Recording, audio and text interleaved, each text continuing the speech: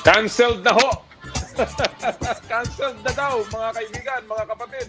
Hindi po ang Pasko, ha? Hindi po Pasko ang cancelled. Cancelled na daw po ang UAAP Season 83. Yun po ang anunsyo kahapon ng UAAP Policy Board kung saan kinansila na po ang mga laro ng taon ito. Itong dapat na nagsimula noong Setyembre, tapos na po. Wala na daw pong gaganaping laro. Pagkat ang akala natin ay sa susunod na taon, magkakaroon pa ng 2 events sana ang UAAP. Pero canceled na daw ho, mga kaibigan, at napakalungkot yan para sa ating mga mga fans ng UAAP. Pero ganyan talaga, ang daming bagay na hindi natin maiwasan. Ang hindi po canceled, a 12 ngayong araw na ito. 12-12, ako, shopping na naman, ang sakit na naman sa bulsa. At hindi po canceled ng Pasko. 13 araw na lamang bago ang araw ng Pasko. At sana po kayong lahat ay nasa sa tamang pag-iisip na patungo sa Pasko, ha? Hindi ho yung puro shopping. Sabi nga ni Cardinal Tagle nung linggo, abay, ang dapat nating isipin na kung ano po ang dapat na gawin natin para sa Pasko, hindi para yung mga pagsa-shopping. Ang dapat po nating isipin ang tunay na diwa ng Pasko. Magandang umaga po sa inyo lahat, mga kapatid. Nagbabalik po ang Power and Play, hatid sa inyo ng Big Boss Cement, Big Boss sa tatag, Big Boss sa tibay, at ng Cherry Loom, ang yerong may aluminum. At of course, ngayong araw pong ito, marami na naman tayong tatalakayin sa mundo ng palakasan. Napakarami pong naging kaganapan, lalong-lalo na ang kampyonato ng Barangay Ginebra. Naku, tuwan-tuwa na naman ang mga kaibigan nating mga taga-Ginebra. Their first all-Filipino championship in 13 years. Aba, mantakin ninyo yan, ha? Yung kanilang mga kampyonato in the recent years ay puro po kasama si Justin Brownlee. Yung po kanilang Amerikano na napakagaling, na ngayon ay maglalaro na daw dyan sa Middle East. Aba, ngayon ay nagkampiyon ang Barangay Ginebra. Mamaya po, hihimayin natin yan, ang ating mga kasama. Walang iba kung hindi ang kanilang head coach, the winningest coach of the PBA, na nakakuha ng kanyang ika-23 kampyonato, si Coach Tim Cone. Makakasama natin mamaya yan at the second hour of the show. And ang kanilang tinyente, their finals MVP na nakukuha ng kanyang ika-4 na finals MVP, si L.A. Tenorio. Mamaya po yan, abangan nyo sa ating second hour. Of course, ang dami pa po nating pag-uusapan. Yun nga pong cancellation ng UAAP season. May isa pa, yung US Women's Open, the final major in golf. Ngayon po, yung dalawa nating pambato, si Bianca Pagdanganan at si Yuka Saso, ay lumalaban doon sa Houston, Texas, para sa US Women's Open. Babalitaan po natin namin kayo sa mga nangyayari dyan. After the second round, mga kaibigan, si Yuka Saso is tied for 6th place.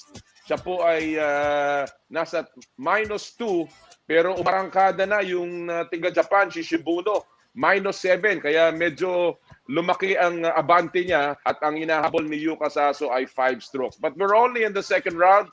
And Yuka has made it safely to the cut line. At ating pong tututukan pa yan, of course, mamaya. And of course, ang mga iba pa po nating balitang tinitingnan ngayon ay ang pag-award muli sa Pilipinas ng hosting para sa FIBA Asia Cup Qualifier. Yan po ganapin sa Pebrero. Diyan din sa Clark, magkakaroon na naman ng bubble diyan sa Clark. Yan naman, this time kasama ang mga bansa sa Asia para sa FIBA Asia Cup Qualifier. At of course, yun pong napabalita na meron na daw o bibigyan daw ng prioridad ang ating mga atleta pag dumating na yung tinatawag na vaccine. Ay bay, sa wakas. Sa wakas. Sana nga ay dumating na itong vaccine na to, dahil ang dami-dami po nating igangan namimintis, lalong-lalo na ang pagsasama. Pero again, hanggang hindi po tayo ligtas, ingat-ingat lang po. Dadating din yan, ika nga, at tayo po ay magkakasama-sama muli. Siya nga pa na pinag-usapan niyang sama-sama, gusto ko pong batiin lahat ng ating mga naging kasama doon po sa ating konting pagtitipon kahapon. Lalo-lalo na yung ating mga kaibigan dyan sa Friday Club. Magandang umaga sa inyo lahat. Speaking of that, ito mula sa Golf Central, nakita nyo naman, ito po ang maiden issue ng Golf Central, makukuha nyo na po ito, pati online. Tama ba, Roger? Roger Garcia at saka si Adrian. Ito po kanilang feature ngayon, si Bianca at si Yuka doon po sa US Women's Open. Get your copy, Golf Central, mga kapatid. Alright, at this time, of course, tayo po lagi may pinupulsuhan at ngayong umaga pong ito, ang ating pupulsuhan ay tungkol sa PBA Finals. Alam niyo po, si LA Tenorio ay nakakuha ng kanyang ika-4 na Finals MVP. Hindi po madali yan, Kahit yata si Junmar Fajardo hindi pa nakakakuha ng 4 na Finals MVP. Pero si LA Tenorio sa kanyang 6 na kampyonato, 4 na beses po siyang nag-Finals MVP. He started his career highly touted, pero wala pong nagsabi na ganito ang magiging takbo ng kanyang karera. The Iron Man of the PBA, he has not missed a game in over 600 games, mga kapatid, si LA Tenorio. Kaya po ang ating pupulsuhan ngayon, matapos pong makuha ni LA ang kanyang ika-4 na Finals MVP, pasok na ba si LA Tenorio sa top 5 PBA point guards of all time? Diyan po sa PBA. Pasok na ba si LA sa top 5 PBA point guards of all time? Pulsuhan po natin yan. Kung ito po ay merong opinion at gusto nyo makipaghuntahan sa atin, well, mag-text lamang sa aming hotline 0949-691-4956 o di kaya mag-post sa aming Facebook page Power and Play with Com Noli Iyala o sa Facebook page ng Radyo 5 92.3 News FM. Kinakamusta po natin lahat ng mga nakikinig sa atin sa Radyo 5 all over the Philippines. Of course, mga nanonood po sa atin sa 1PH Channel 1 sa Signal TV. We're also being streamed live sa Facebook Live and of course sa Noli Iyala YouTube channel. Sundan nyo lang po ako sa aking mga social media accounts, Twitter and Instagram at Noli Iyala. And of course, sa pagsisimula po ng bawat Sabado kung saan gagawin kaming kasama ninyong agahan, ang ating pong paboritong segment na tinatawag nating Fast Take. Ito po ang ating segment kung saan ang bumibida ay ang mismong mga nagsusulat ng mga storya sa sports, sa mundo ng palakasan. At ngayong araw pong ito, tayo mapalad na makakasama natin muli. Second time ito sa Fast Take. Ang ating mga kaibigan mula sa sports media from the Philippine Star, Luisa Morales, and from Spin.ph, si Randolph Leongson. Good morning, Luisa. Morning, Com. Magandang umaga, Randolph. Good to see you again. Malamig na umaga, Com Noli. Ano, nakauwi na kayo from the bubble? Iba po yung kasama po namin na nandun, pero sila po ay nakauwi na rin at nakatulog na raw po ng maayos. Okay, nakalaya na daw muna na Sir Jerry. Nakalaya na. Nakalaya na si Jerry. Si Jerry Ramos, ang ating kaibigan, ang editor ng Spin. Before we begin, meron ba kayong mga karanasan? Just one quick lang, na hindi nyo makakalimutan sa bubble, Randolph, Luisa? Randolph, ikaw muna. Nakabantay naman po tayo and unique yung experience natin kasi naranasan rin natin yung pagiging virtual fan nung testra nila nung simula Pero kumbaga kahit na hindi man tayo kasama dun sa Clark Bubble, nakabantay pa rin tayo every game at sinasamahan natin yung mga kasamahan natin dun. Kumbaga, we're still part of history pa rin alam ko na ang mga media mahilig magsalo-salo after the game. Kayo ba may mga virtual salo-salo, Luisa, after every game na nagkikita-kita pa rin kayo? Kasi po minsan, pag lalo na po nung time na may mga quadruple header, parang pagkatapos ng game, wala nang mga energy yung mga writer. Well, talagang ganyan. Mahirap ang trabaho, pero sabi nila mas mabuting mahirap ang trabaho kaysa sa trabaho. Kaya tayo nagpapasalamat sa inyo, sa lahat sa inyo, lalong-lalo na pumasok sa PBA bubble, si Jerry, si Sue, marami yan sila na talaga nandun at tumutok. Kami nagpapasalamat sa lahat ng mga kwentong na ibigay ninyo at nagbigay kulay sa ating PBA bubble. All right. As usual, alam na niyo itong fast take, Randolph and Luisa. This is the portion na opinion nyo ang importante. Sabi nga natin, bato-bato sa langit, tamaan, huwag magagalit, walang tama, walang mali. And of course, we will give you 1 minute sa inyong mga takes this morning. Ang una nating issue for this morning ay of course tungkol sa mainit na pinag-usapang House Bill 1526. Ito yung tinatawag na panukala na pinagbabawal ang mga minor de edad sa mga contact sports, full contact sports in terms of competition. So ang tanong, ang ating unang tanong, dapat bang ipagbawal sa full contact sports ang mga minor de edad? Luisa, I will give you 1 minute. You begin. Go! Sa personal opinion ko, hindi ito magandang idea kasi syempre mapipilay ang development ng ating mga atleta. Lalo na marami tayong nagpo-produce ng mga magagaling na athletes sa full contact sports katulad ng mixed martial arts at taekwondo. Nakikita naman natin to kapag SEA Games, marami tayong nakukuhang mga gold medal dito. Mahirapan naman tayo makapag-produce ng ganitong kaganda na caliber na atleta kung hindi natin sisimulan ng maagang ating training and development. So, and I believe na meron naman na sapat na safety protocols sa rules and regulations ng isang sport na mag-a-assure na hindi naman ikakasama ito ng ating mga batang atleta. Kung sakali, pwede siguro natin i-review ang ating mga guidelines, tignan natin kung safe ba ito or kailangan na i-update para sa mga minor de edad. Pero ang tuluyang pagbabawal ay sa tingin ko po ay magiging very counterproductive sa development ng athletes natin at magiging detrimental po sa ating performance, especially international. Alright, tama-tama ang takes ni Luisa ngayong umagang ito. Talagang yung House Bill na yan ay napakainit na pinag-uusapan. Alright, Randolph, it's your turn. Parehong katanungan. Dapat bang ipagbawal sa full contact sports ang mga menor de edad? Randolph, 1 minute, go! Tingin ko kung lahat naman tayong sportsmen, sports people will agree na hindi tayo pumapabor doon sa bill na yan. Una kasi yung mga menor de edad, yung mga bata, yan yung lifeblood ng lahat ng sports, hindi lang sa combat sports. And when you say full contact sports, it's not just geared towards dun sa mga karate, taekwondo, boxing, even basketball, contact sports yan eh. So, when you say sa ganun, it's leading you sa hindi magandang daan na pagbabawalan ba nating maglaro ng sports yung kabataan natin dahil masaktan sila?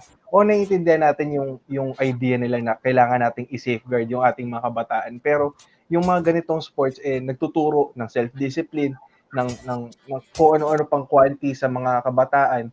And hindi siya productive para sa akin. Yung mga NSA naman gumagawa, meron silang mga safety measures bago nila palaruin yung mga ganyan. Oo, may mga namatay nung 2014 sa boxing, but I believe it's an isolated incident at hindi pwedeng gamitin na example para dito. Well, alam mo, maganda yung pinunto mo, including yung contact sport na basketball. Yung kaya isakop nitong batas na to. Sa akin, simple lang ang akin. At mamaya pag-uusapan pa namin dito sa palatuntunan, ang himayin namin itong HB 1526. Pero sa akin, ang una kong take dyan hindi ba mas maraming dapat tupagin ang Kongreso kaysa sa pagbabawal ng mga menor de edad sa full contact sports? Well, mamaya pag-uusapan pa natin yan. Alright, second issue of the day natin, lady and gentlemen. Ito ang ating pangalawang tanong sa inyo. Ito tungkol mismo naman dun sa PBA Finals kung saan nagwagi ang Barangay Ginebra laban sa Tokentex 4-1. Of course, alam natin ang mga injuries. Pero ang tanong namin this morning, ano ang naging susi sa pagiging champion ng Ginebra San Miguel sa Philippine Cup Finals? I will begin with you, Randolph. 1 minute. Go! Isa lang po yung nakikita kong naging lamang talaga ng Ginebra dun sa serye na yon, which is depth. O nakita natin yung pagiging loaded ng starting five ng Tokentex, even without the injuries to Jason Castro and Ray Parks. Pero nakikita nyo yung quality of players na meron ang Ginebra after their starting five And siguro ito yung naging controversial nga sa atin yung pag-conserve ni Coach Tim nung kanyang players, yung pagbalasa niya. Di ba may na-issue pa nga na sagip ka pamilya doon sa paglalaro nila against San Miguel. Napahinga niya yung kanyang key players and nabigyan niya na exposure yung kanyang mga ibang players like sila Jared Dillinger na hindi naman nalalaro, si Arvin Tolentino na rookie. And kumbaga, yung mga ganyang moves ni Coach Tim, it allowed Ginebra to peak at the right time. And pagdating nga nung finals, nakita natin na preserve si L.A. Tenorio, yung Stanley Pringle is a given, yung Scottie Thompson is a given. Lahat sa kanila nakapag-perform when it mattered the most. Kaya sila yung nag-champion. So yan depth. That's a very appropriate word. That's lalim and of course, ang dami ng nailaro. Pero ang ganda rin naman ng pacing ni Coach Tim Con. Alright, Luisa, same question. Ano ang naging susi ng pagiging kampiyon ng Barangay Ginebra sa PBA Bubble Philippine Cup Finals? You have 1 minute. Go! Narinig na natin to mismo kay Coach Tim nung pagkatapos pa lang nila nanalo. Pero ang magandang conditioning at health ng kanilang mga players ang isa sa mga naging susi sa kanilang panalo. Sa PBA Bubble kasi ibang klase ang conditioning na kailangan mo dahil syempre iba yung schedule at hindi rin siya kapareho ng mga facilities mo dati. Mas limited yung mga nagagalawan mo at mas tight ang iyong schedule. So tingin ko the whole coaching and medical staff of Ginebra was able to really balance out everything. Kumbaga na-preserve nila yung health and conditioning ng lahat ng players sila until the very end. Nakita naman po natin yung epekto, kung gaano kalaki ang epekto ng injuries to a good team. Nakita natin siya in TNT nung nawala si Parks at nawala si Jason Castro. Kumbaga, it could have happened to any team in the bubble. But Ginebra was able to power through that, through their balance, and of course, the sheer genius of the PBA's winningest coach in Tim Con. Very interesting. Conditioning, sabi nila, survival of the fittest daw yung PBA bubble. I spoke with Coach Tim at ang kanyang sinabi, yung pagiging kondisyon, hindi daw yan tsamba. Ginagawa talaga yan. And that is very, very true. Mamaya po abangan nyo yung aking full interview with Coach Tim Con and of course, kay L.A. Tenorio. Alright, our third fast take of the morning. Ito ang ating katanungan. Alam natin, na-cancel na yung season 83 ng UAAP at lumuluha na yung mga fans ng UAAP. Mamimiss nila ang basketball season, mamimiss nila ang volleyball season.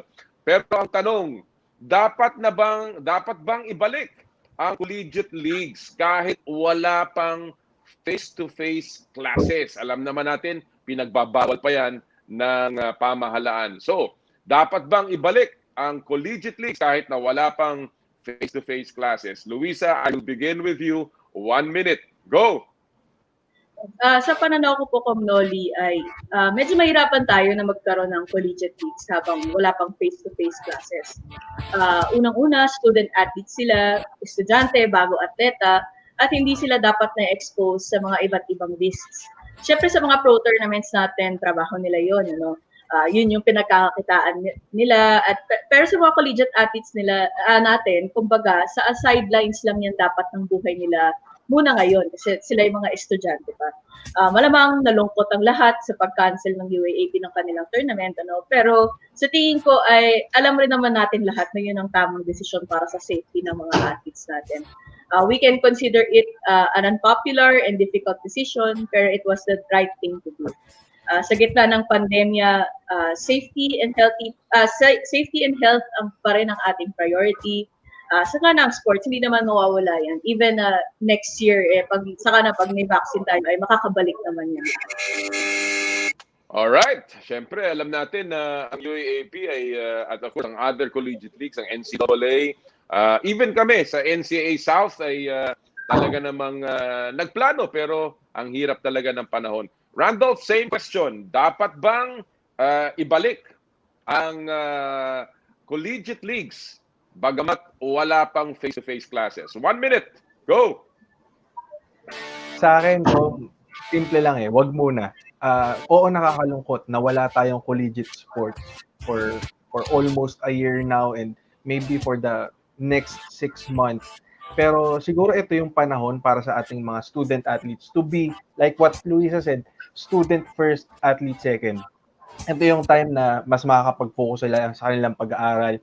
And hindi naman tumitigil yung mga liga natin sa pagpapalano eh. Hopefully, by 2021, by mid-2021, yung sitwasyon natin mas maging maayos, magkaroon ng vaccine dito. And malay natin, hindi malayo, by 2021, 2022 academic year, makakapaglaro na uli. Ganun talaga konting sakripisyo. Hindi naman natin sila pwedeng palaruin as essential workers kasi again, student athlete yan Student muna before athlete, and hindi natin pwedeng kontrolin yung mga ganyan. So, hintay-hintay lang din muna tayo, katulad ginagawa natin buong taon. Well said indeed. Talagang tama yan. Student athletes, student first bago sa athlete. Ang akin lang sanang panalangin ay unang-una pagbigyan yung mga hindi nakapaglaro. Pangalawa, sana ang ating mga nasa sa pamahalaan ay kaagad gumawa na ng measures para naman mabigyan ng pagkakataon ng mga amateur athletes. Lalong-lalo na yung ating mga national athletes na hanggang ngayon ay nahihirapan pa rin mag-training dahil sa panahon natin at sa likod ng lahat ng banta ng coronavirus. Luisa, Randolph, always a pleasure to have you with us. At of course, sana ay maulit-ulit ito. Merry Christmas sa inyong dalawa. Merry Christmas po, Kong. Maraming salamat ko. Maligayang Pasko po. Maraming salamat. Yan po mga kaibigan, si Luisa Morales ng Philippine Star at si Randolph Leongson ng spin.ph. Mga kaibigan nating patuloy na nagbibigay ng kulay ika nga sa mundo ng palakasan. Tama po yung kanilang mga binigay na na mga pananaw tungkol sa mga issues ngayong umagang ito alam niyo po yung tungkol diyan sa kansila ng UAP. Tayo po hindi naman salungat diyan. Talaga pong tama yang ginawa. Mahirap po yung desisyon na yan. Marami po nag-aabang na mga sports heroes mula sa UAP. Nung nakita natin yung gilas at nakita natin yung mga katulad nila Dwight Ramos na naglalaro, marami na pong mga fans ng UAP ang talagang naglalaway na makita itong si Dwight Ramos na makatunggali, let's say si Richie Rivero sa loob ng basketball court. But again, lahat po yan ay may panahon. Hindi naman po ibig sabihin yan ay makakansila na ng tuluyan ng kanilang mga career. Yun lang nga po, sa panahon na to, habang hindi pa ligtas, unahin muna natin ang kapakanan ng ating mga kabataan. Alright, bago tayo po magpatuloy, gusto lang po nating batiin lahat po na maaga nating mga suki. Sila Alona Barrera, si Randy Balawe, si Jackie Endo. Magandang umaga po sa inyo lahat. Si Mark De Vera, good morning sa iyo. By the way, gusto ko rin pong batiin ng isang belated happy birthday ang ating kaibigan na dating PBA player si Nick Velasco. Isa pong belated happy birthday, Nick. And of course, ang aking kaibigan at kumpare si Al Aranilla. Belated happy birthday, paring Al. At ngayon, nagsasapit na kanyang birthday. Isa po nating kaklase mula sa Ateneo. Shout out from our Ateneo batch 1980. Si Gretchen Santiago Macabasco. Happy birthday, Gretch. At ang isang ko pong kaibigan si Danny Lizares. Belated happy birthday, partner. Alright, alam niyo po, mamaya abangan ninyo yung pong ating talakayan tungkol sa House Bill 1526. Alam niyo mamaya, makakasama natin mismo yung author ng House Bill 1526, si Congressman Alfred Garbin Jr. ng Ako Bicol Party List. Yung pong House Bill na yan, ang binabanggit po dyan ay yung pong banning, yung pong banning ng mga minor de edad mula sa full contact competitive sports. Yan po yung panukalang batas na inihain ni Congressman Garbin. Ang kanya pong pakayo, yung nilalaman ng kanyang House Bill ay pagbawalan ang mga minor de edad mula sa competitive activities, competitions, lalong-lalo na yung walang mga safety gear ng mga below 18 years old.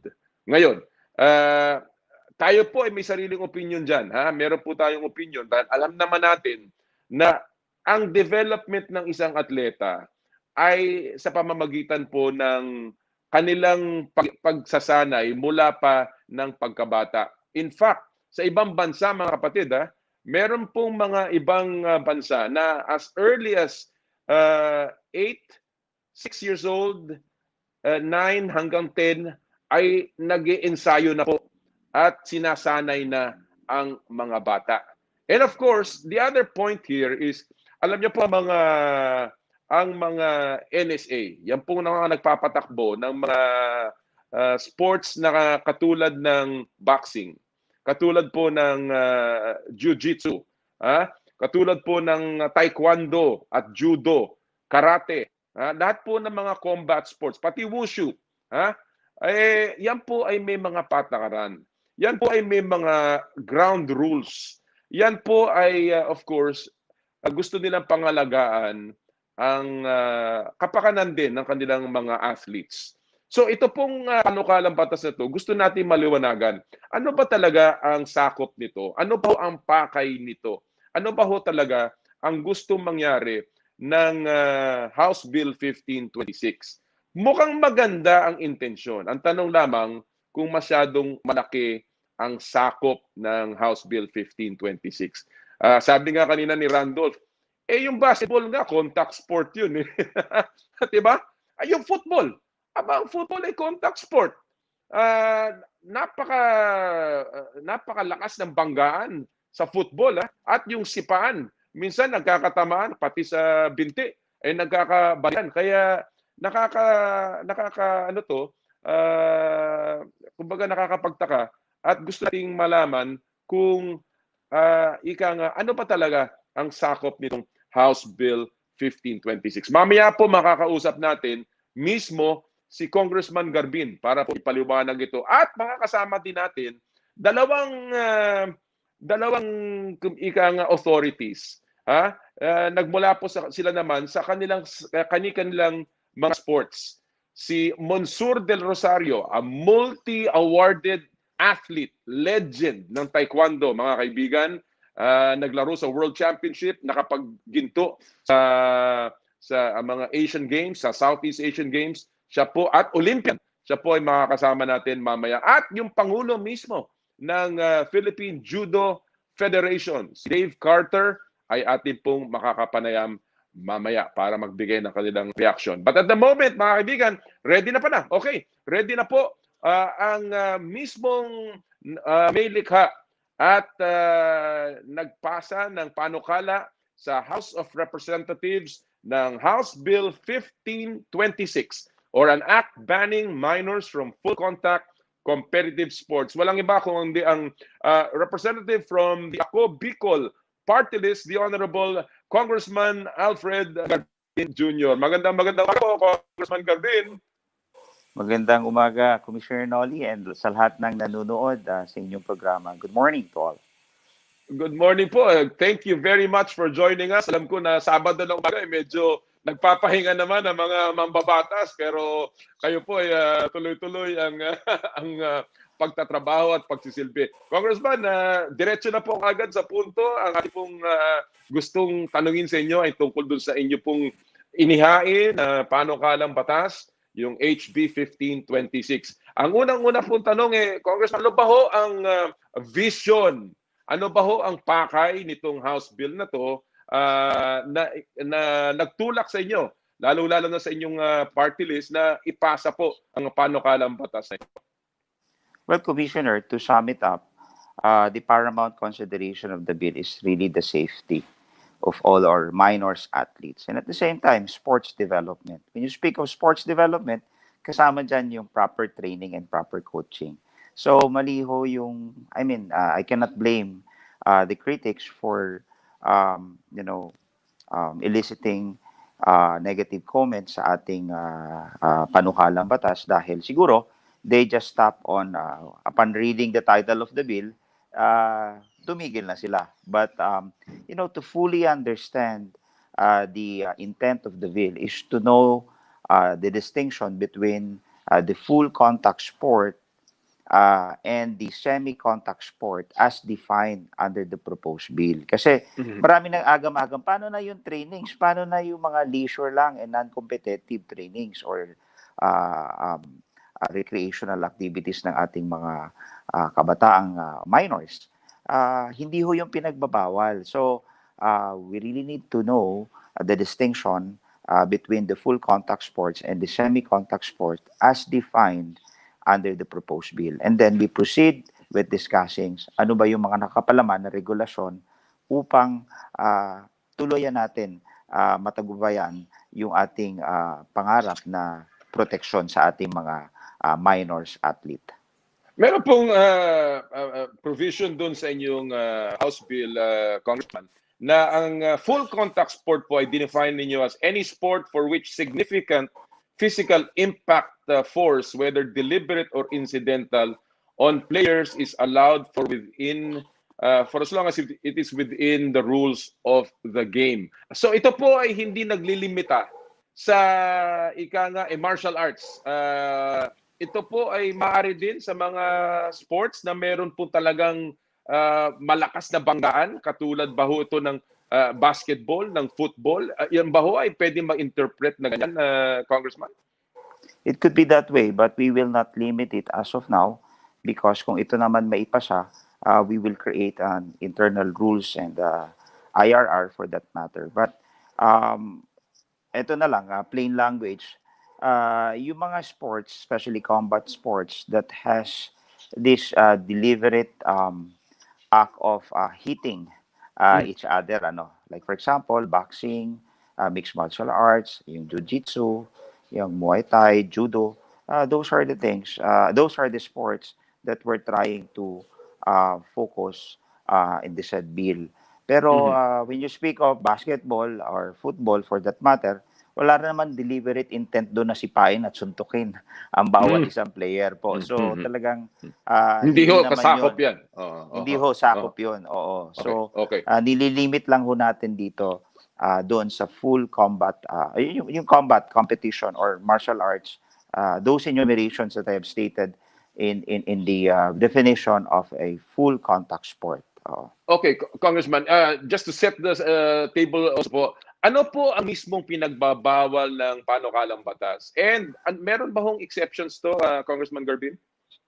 Well, tama ko kayo. Gandang katanungan dahil doon sa definition of terms under Section 2, yung definition ng semi-contact sport is any sport involving striking and containing physical contact between the combatants, simulating full power techniques, which are restricted to limited power. So, contact sports which use gears to protect the athlete from injury shall be considered as a semi-contact sport. Yan, yung pinapakita nyo sa pictures that simulate two players hitting each other, but with the necessary protective gears.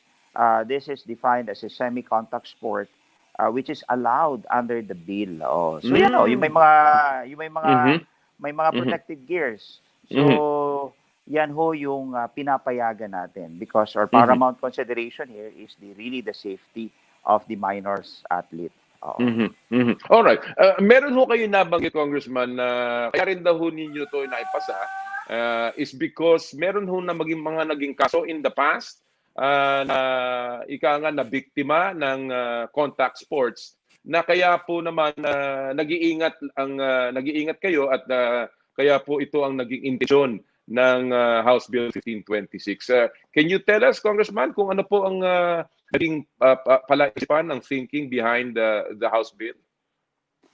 Well, tama ho kayo, Commissioner. Maraming insidente na nangyari, whether it be amateur competition or barangay fiesta competition na kung saan sinasali yung mga minors in a boxing competition or any mixed martial arts for that matter na talagang na-aksidente. And yung iba nga pa nga ho, nagresulta ng nawalan ng buhay o ba na-disgrasya at namatay. Ako nga ho, nung elementary ako in our school, hindi ko na-mention yung aming school, merong boxing. Grade 4 ako noon eh. Sinutan na ako ng gloves. O sige, boxing na kayo. Hilong-hilo ako pag uwi ko sa bahay, but really don't know kung anong epekto nun sa akin. Buti naman, wala naman na long-term effect. But if you ask the Department of Health, of which is supporting my bill, talagang there's a long-term effect pagdating sa brain development ng isang bata kung talagang sobra yung naging impact sa kanyang brain or sa kanyang ulo sa nung isang suntok or isang sipa sa kanyang ulo. So those are the things that we're trying to protect, to promote here in our bill. Speaking about international norms of safety, yun ho yung ating ina-adapt dito. Plus the fact, tama, I subscribe to the comment of Chairman Butch Ramirez of Philippine Sports Commission that this is a wake-up call not only to the safety of our minors, but also let's focus also on proper coaching, proper training para we can produce champions talaga. All right. Well, of course, ang aking pong bago ko po ipasok yung ating mga susunod mga kaibigan na makakasama rin po natin dito sa segment na to. Congressman, hindi ba ho alam naman ho natin yan, ang sports is about discipline. Ito po ipinatawag ng discipline, no?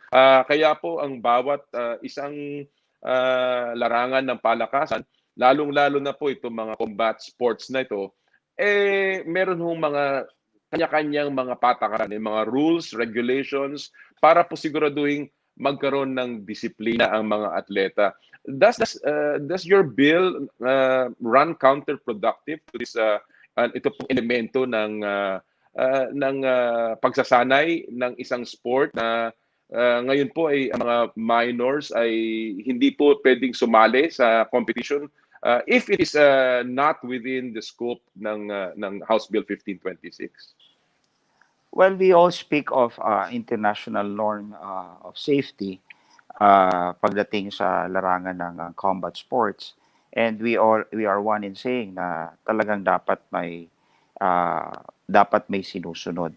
Speaking of physical examination before allowing minors to participate in a competitive semi-contact sports, or a medical clearance to be issued by a doctor before a minor athlete can participate.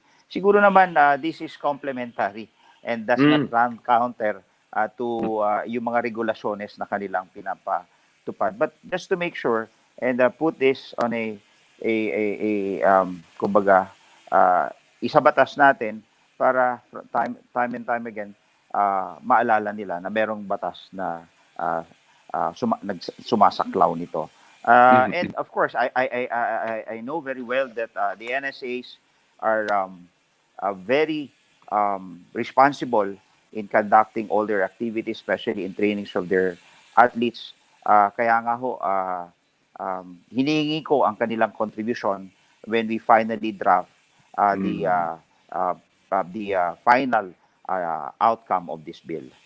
Congressman, before ito, nabanggit nyo kanina, meron kayong experience ng boxing nung kayo po ay bata pa. Were you part of a boxer, an athlete during that time, Congressman? Mahilig lang ho, pero siyempre, Okay.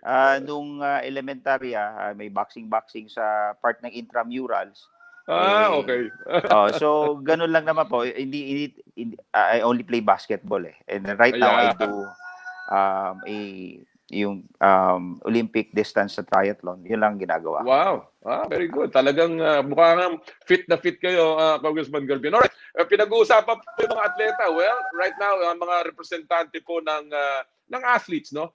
Gusto ko pong ipasok at this point ang presidente ng Philippine Judo Federation. Walang iba kundi si Mr. Dave Carter at ang isang legend Taekwondo, ang presidente ng ASEAN Taekwondo Federation, si Monsur Del Rosario.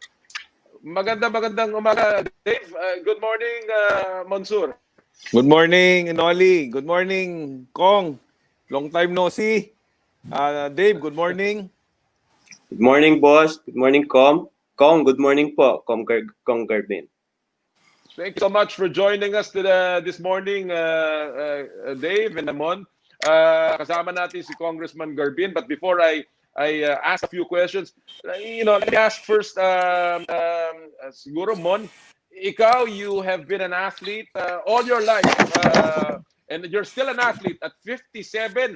Hindi ako naiya magsabi dyan naman, ha? Nakikita ko yung mga video mo, still doing your kicks, still doing all of those things in taekwondo.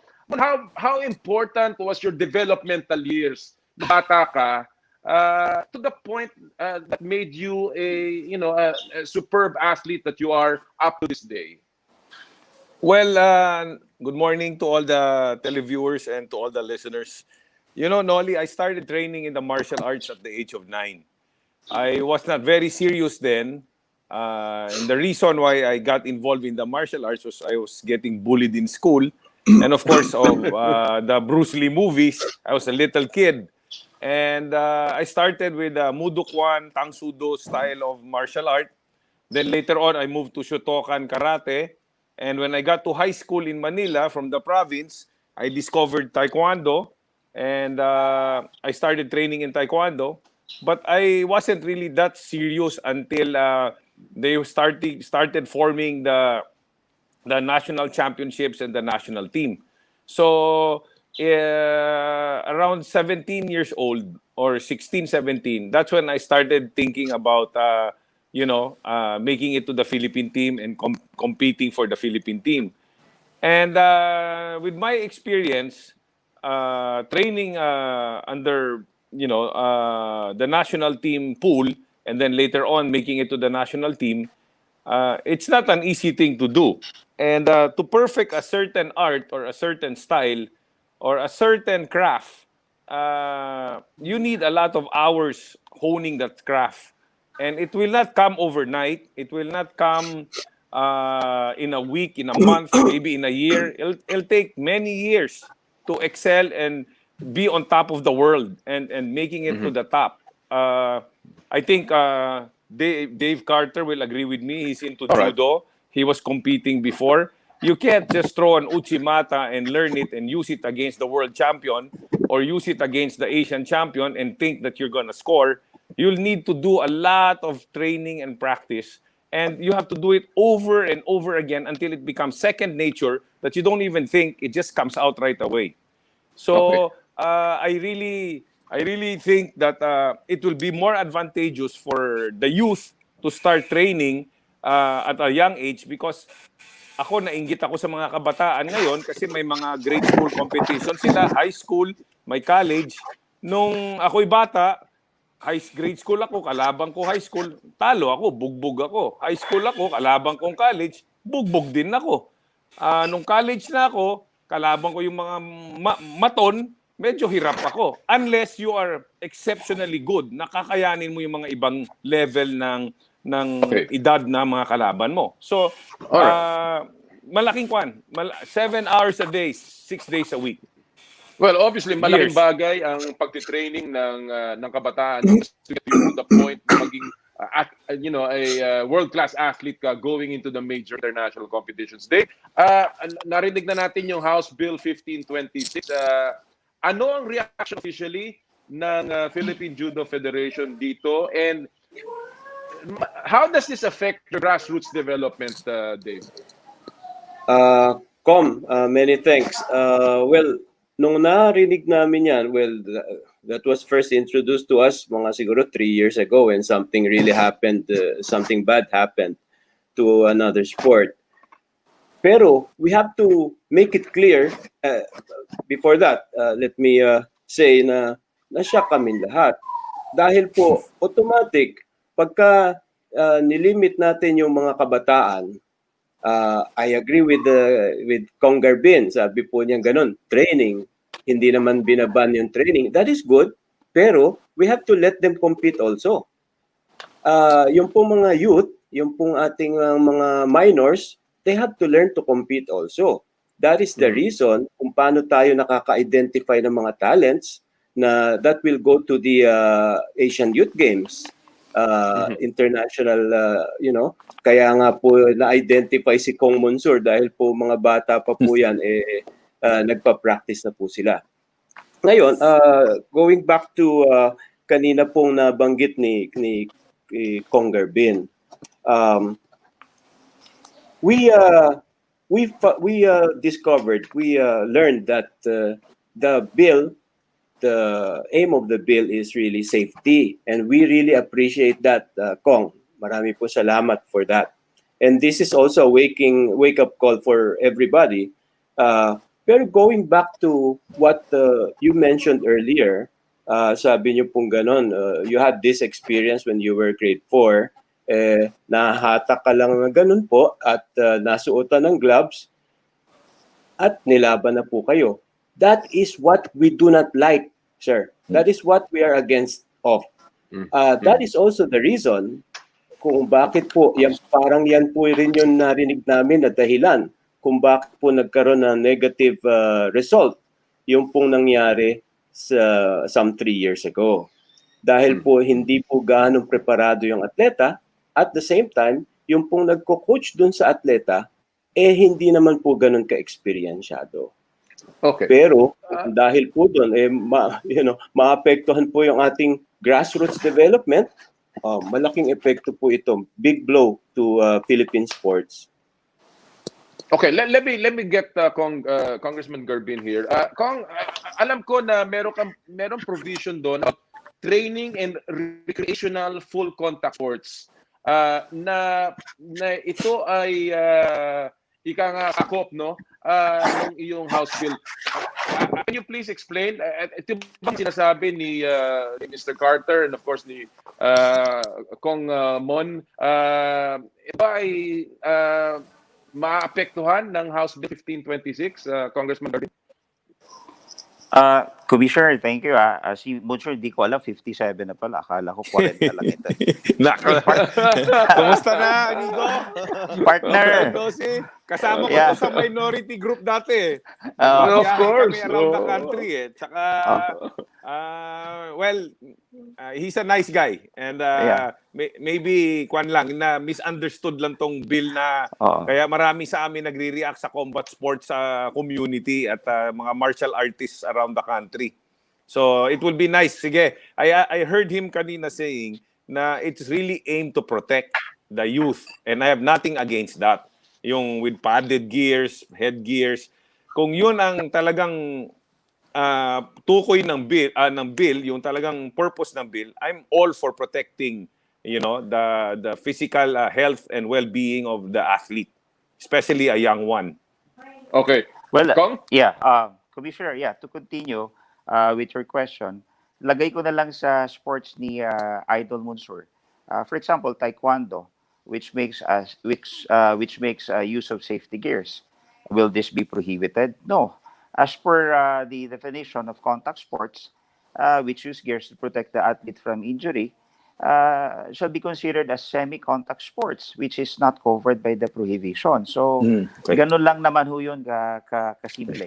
And that's why we are all here in acknowledging the importance and benefits and the values of that we derive from early trainings. Hindi ho natin pinagbabawal yun. Yan yung pinapakita nyo sa monitor that they are being equipped with protective gears and head gears.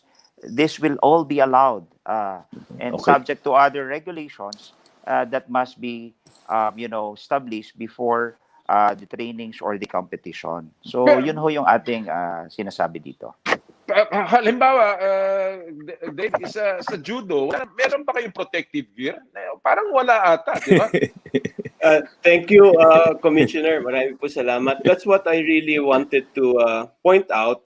Unang-una po, doon po sa definition ng full contact at semi-contact. Kanina po nabanggit ni kagalang-galang na Congressman Garbin na yung judo is under full contact sport. Pagka po kasi narinig yung full contact na term, ang pumapasok agad sa isip po natin, merong sinisipa sa muka, sinusuntok sa muka, hitting, anywhere, any part of the body. Pero please understand, sir, that yung judo doesn't involve striking. Wala po kaming hitting sa head, wala rin po kaming hitting any part of the body. That is the reason. Wala po kaming suntukan, kagaya po nung binanggit nyo kanina. Wala pong sipaan. Kaya po, which comes to the second point na po. Yung pong use ng protective gears, I do believe, this depends on the need per sport and per event played in each particular sport. When you look at each sport, my dear friends, there are events that needs the protective gears.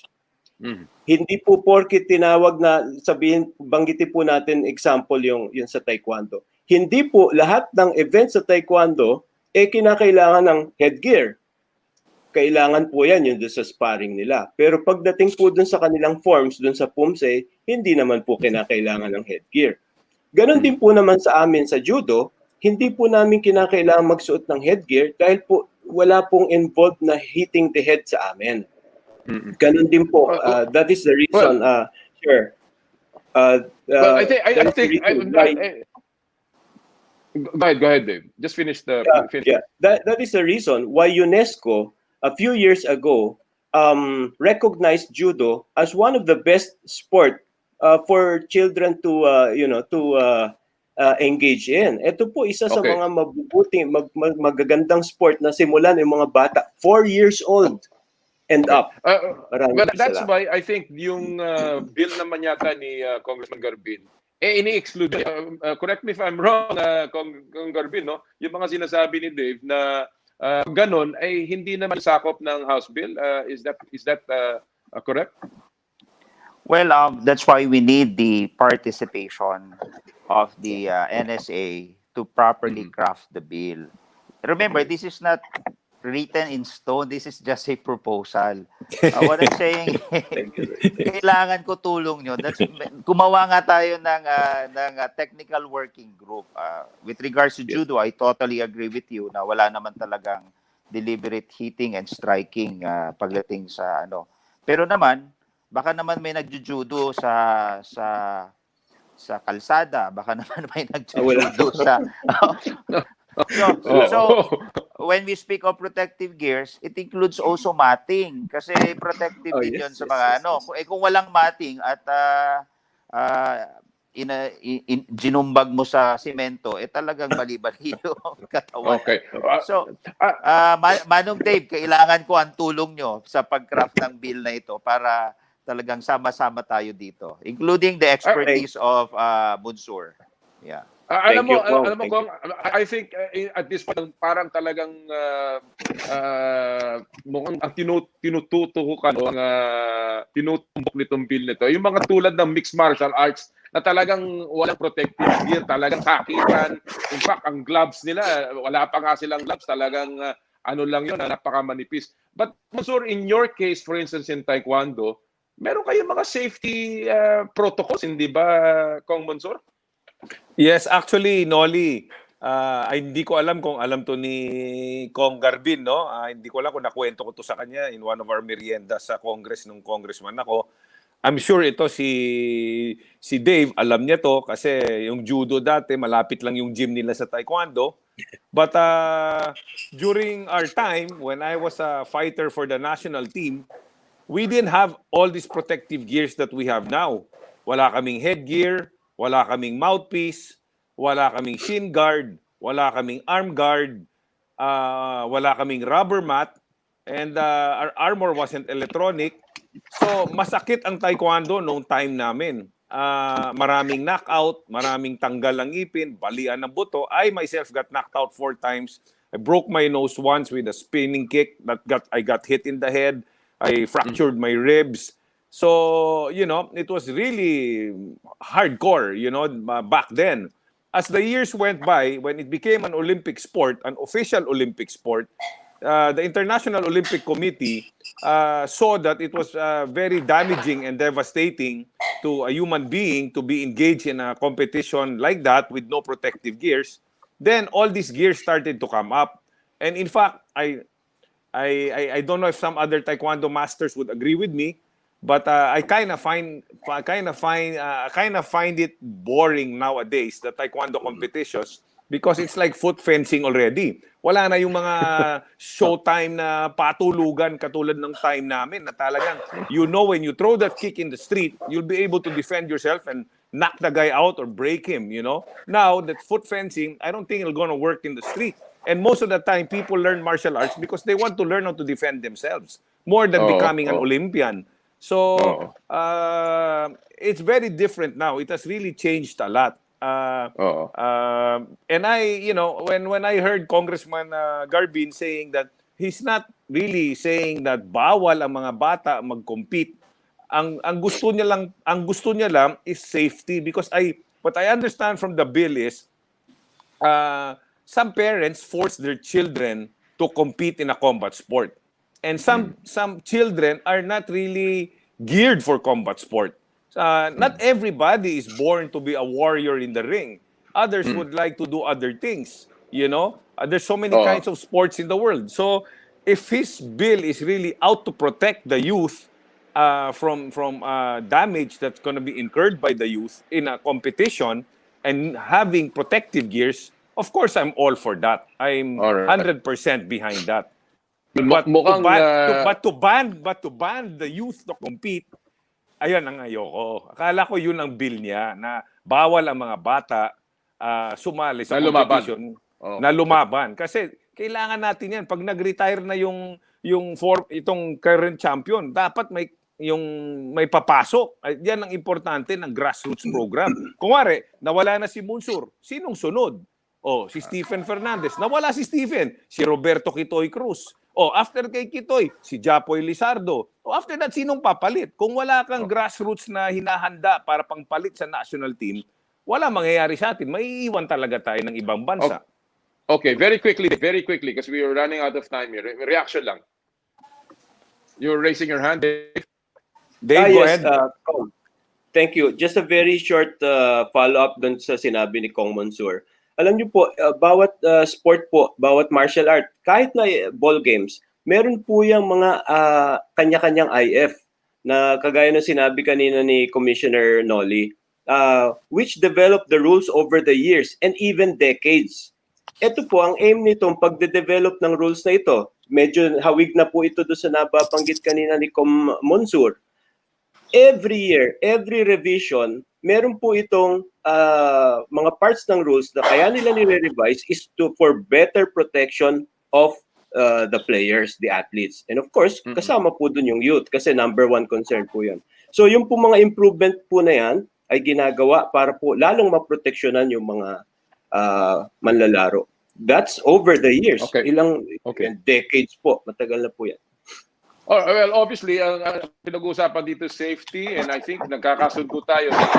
If the House bill is going to protect the young, the youth, then I think walang problema yan. But I'll give the final, because we're running out of time here, Congressman. I'll give you the final reaction here, and I will like to take off from this statement, the POC President, Congressman Bambol Tolentino. Sabi niya, sports will go backwards because of the bill. We will lose our chances for gold medals. Just a reaction, Kong Garbin, before we end this segment. Well, if we are one in saying that we need to, follow at least the international norm of safety, how can we go backward? I think that's forward. As I've said, they have not acknowledged the benefits and the values that we derive from the early training, the grassroots training. And I fully trust the national sports associations and the sports community in catering to the safety and the needs of their athletes. But more so, meron tayong mga magulang, meron tayong mga guardians, meron tayong mga paaralan, public school for that matter. You speak of IF, International Federation, hindi naman nila alam kung ano yung rules ng International Federation. And that's why we really have to, establish and really come up with a measure that will protect our grassroots or athletes or minors when it comes to safety and more so to their sports development, Commissioner Ayala. All right. Well, marami pa pag-uusapan dito tungkol sa panukalang ito, Congressman Garbin. Again, sabi nga natin, as long as it will protect our youth at hindi masastymie ang development ng ating mga atleta, para tayo po ay patuloy na bigay ng karangalan katulad ni Dave Carter at ni Monsur del Rosario sa ating bansa, wala po tayong problema dyan. Ang atin lang po siguro ay yung mga kabataan ay hindi mabigyan ng pagkakataong lalo pang mag-progress sa kanilang pag-iensayo. Kong Garbin, marami po salamat sa panahon na binigay niyo sa amin this morning. Congressman Monsur del Rosario, Idol, partner, see you Sir, in the golf course. Commissioner, And of course, see you. Dave Carter, marami po salamat sa, Thank you. sa Philippine Judo Federation. Bye. Marami po salamat sa inyo. Thank you po. Yan po mga kaibigan Salamat. natin, mga kaibigan sa sports community, sports, naku. Pagdating sa ganyan, suporta tayo and kahit papaano si Congressman Garbin is doing something for our youth and hopefully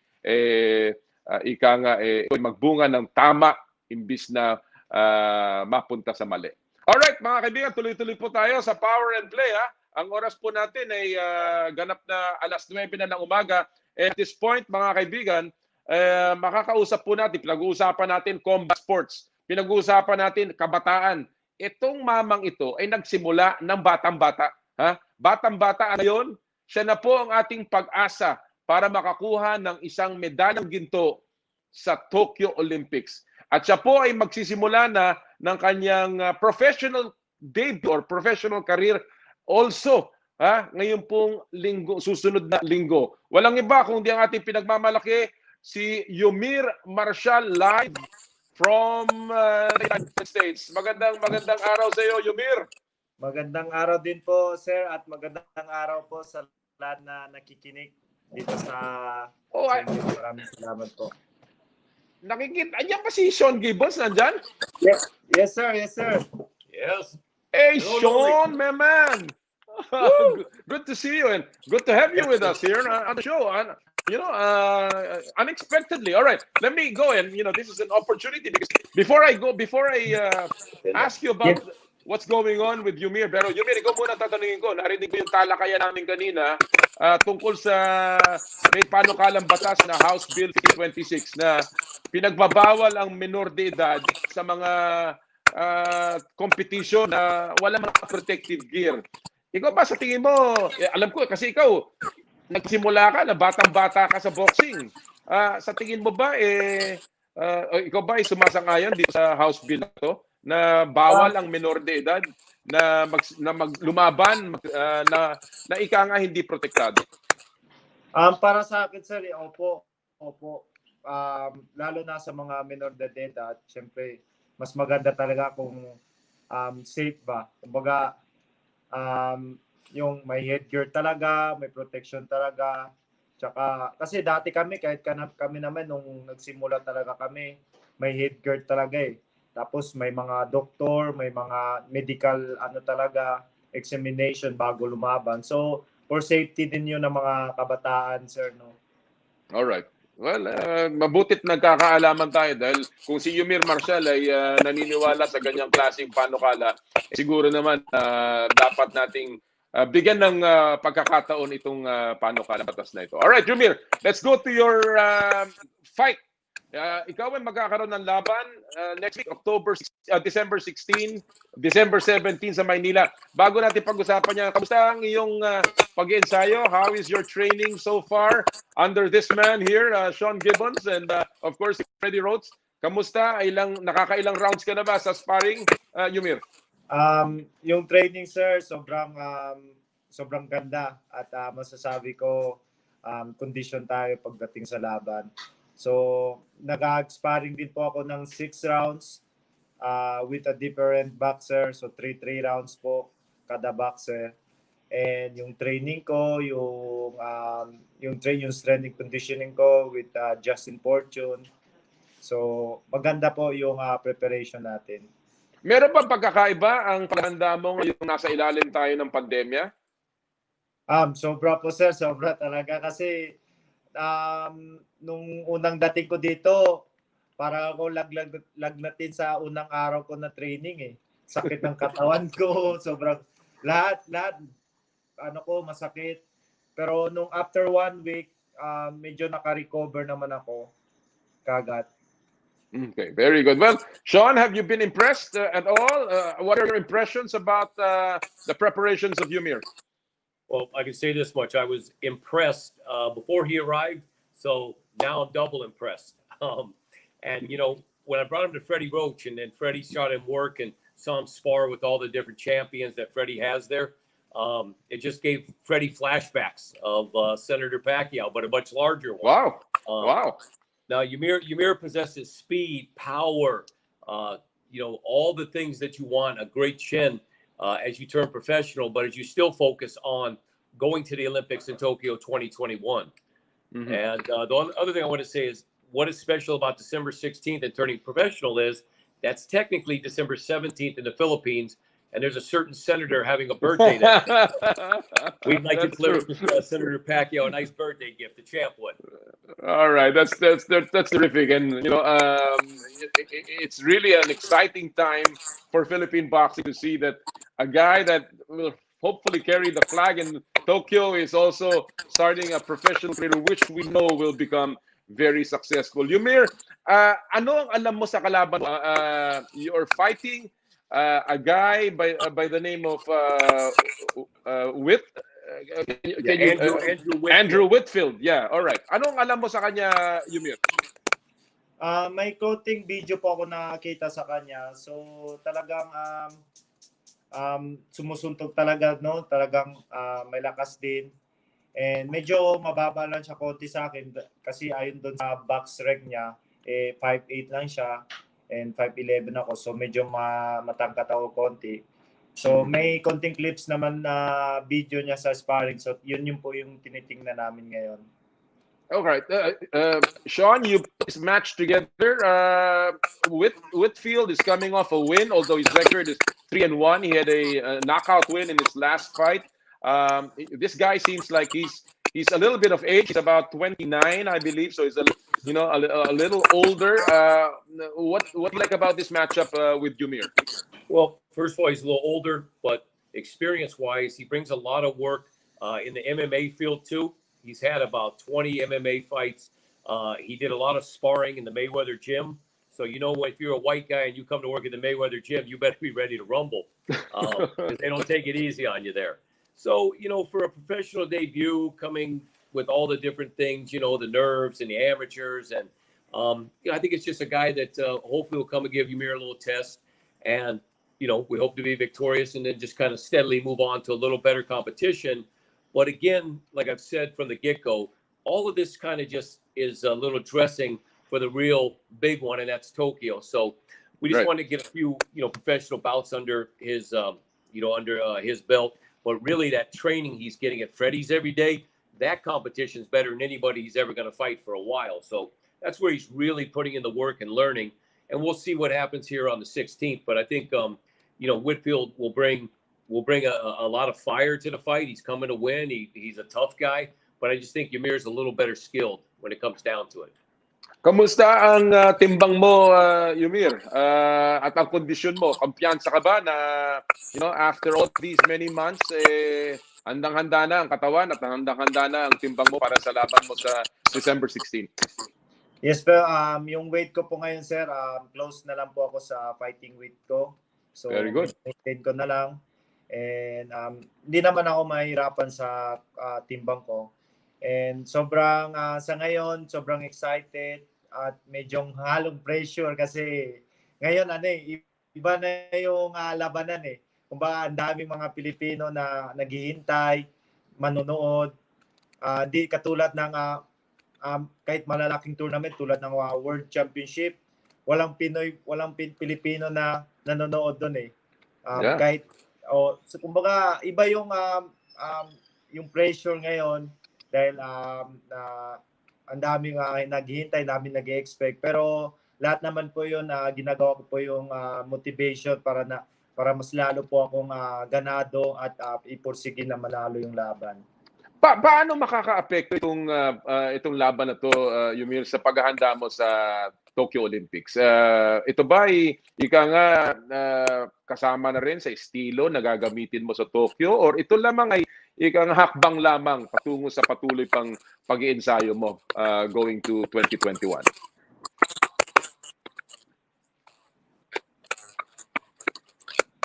Pa rin talaga natin yung Olympics, yung Tokyo Olympics. So yung purpose talaga yung pagpunta ko dito para mas masimula na po yung training ko at syempre mabigyan po ako ng laban kasi iba din talaga yung may laban kayo sa yung exposure, yung kumpiyansa, yung pressure na paano mo i-handle. So dito sa laban na to, dito ko napapractice kung paano ko po i-handle yung pressure, yung pressure sa tao, kumbaga ganun sa mga Pilipino naghihintay kasi ganito din mangyayari sa Olympics ang daming mga Pilipino manonood, ang daming Pilipino magsusuporta sa atin. So nandun yung pressure. So dito nate-train ko po lahat yung physical condition ko, yung mental at yung experience. Syempre ang laking bagay po yun.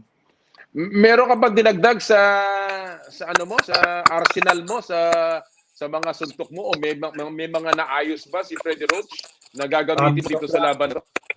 Sobrang dami po na naayos yung kumbaga yung mga suntok ko, kumbaga yung dapat yung kung gaano ko ka-agresibo dun sa laban sobra doble yung agresibo ko pero hindi yun nasasayang yung suntok ko. Kumbaga lahat yun ay kumbaga talagang tatama talaga, hindi yung iba madaming suntok pero yung iba hindi tatama. So ngayon mas na practice po yung kumbaga yung accuracy ko, yung power, yung speed. So titingnan malalaman na lang po Masusubukan sa 16. Sean, I was asking Yumir about skills that he must have or he could have gotten already by now, additional things that he's doing. Is there something that will surprise the Filipino fans when we see Yumir fighting on December 16 that you've seen with your own two eyes?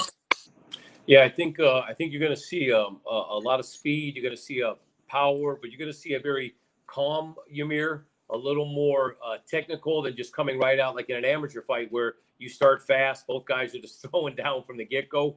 The professional, even though it's 4 rounds, it's a little more, you feel a guy out a bit. And then I think, you're going to see a lot of more straighter type shots, body shots. Just, he's fine-tuning what he already had. He was already a very good fighter. But every day it's like, you enrolled in college. You went to the Freddie Roach School of Boxing. And that's your profession. You go to school to learn all these things. He works one-on-one with you.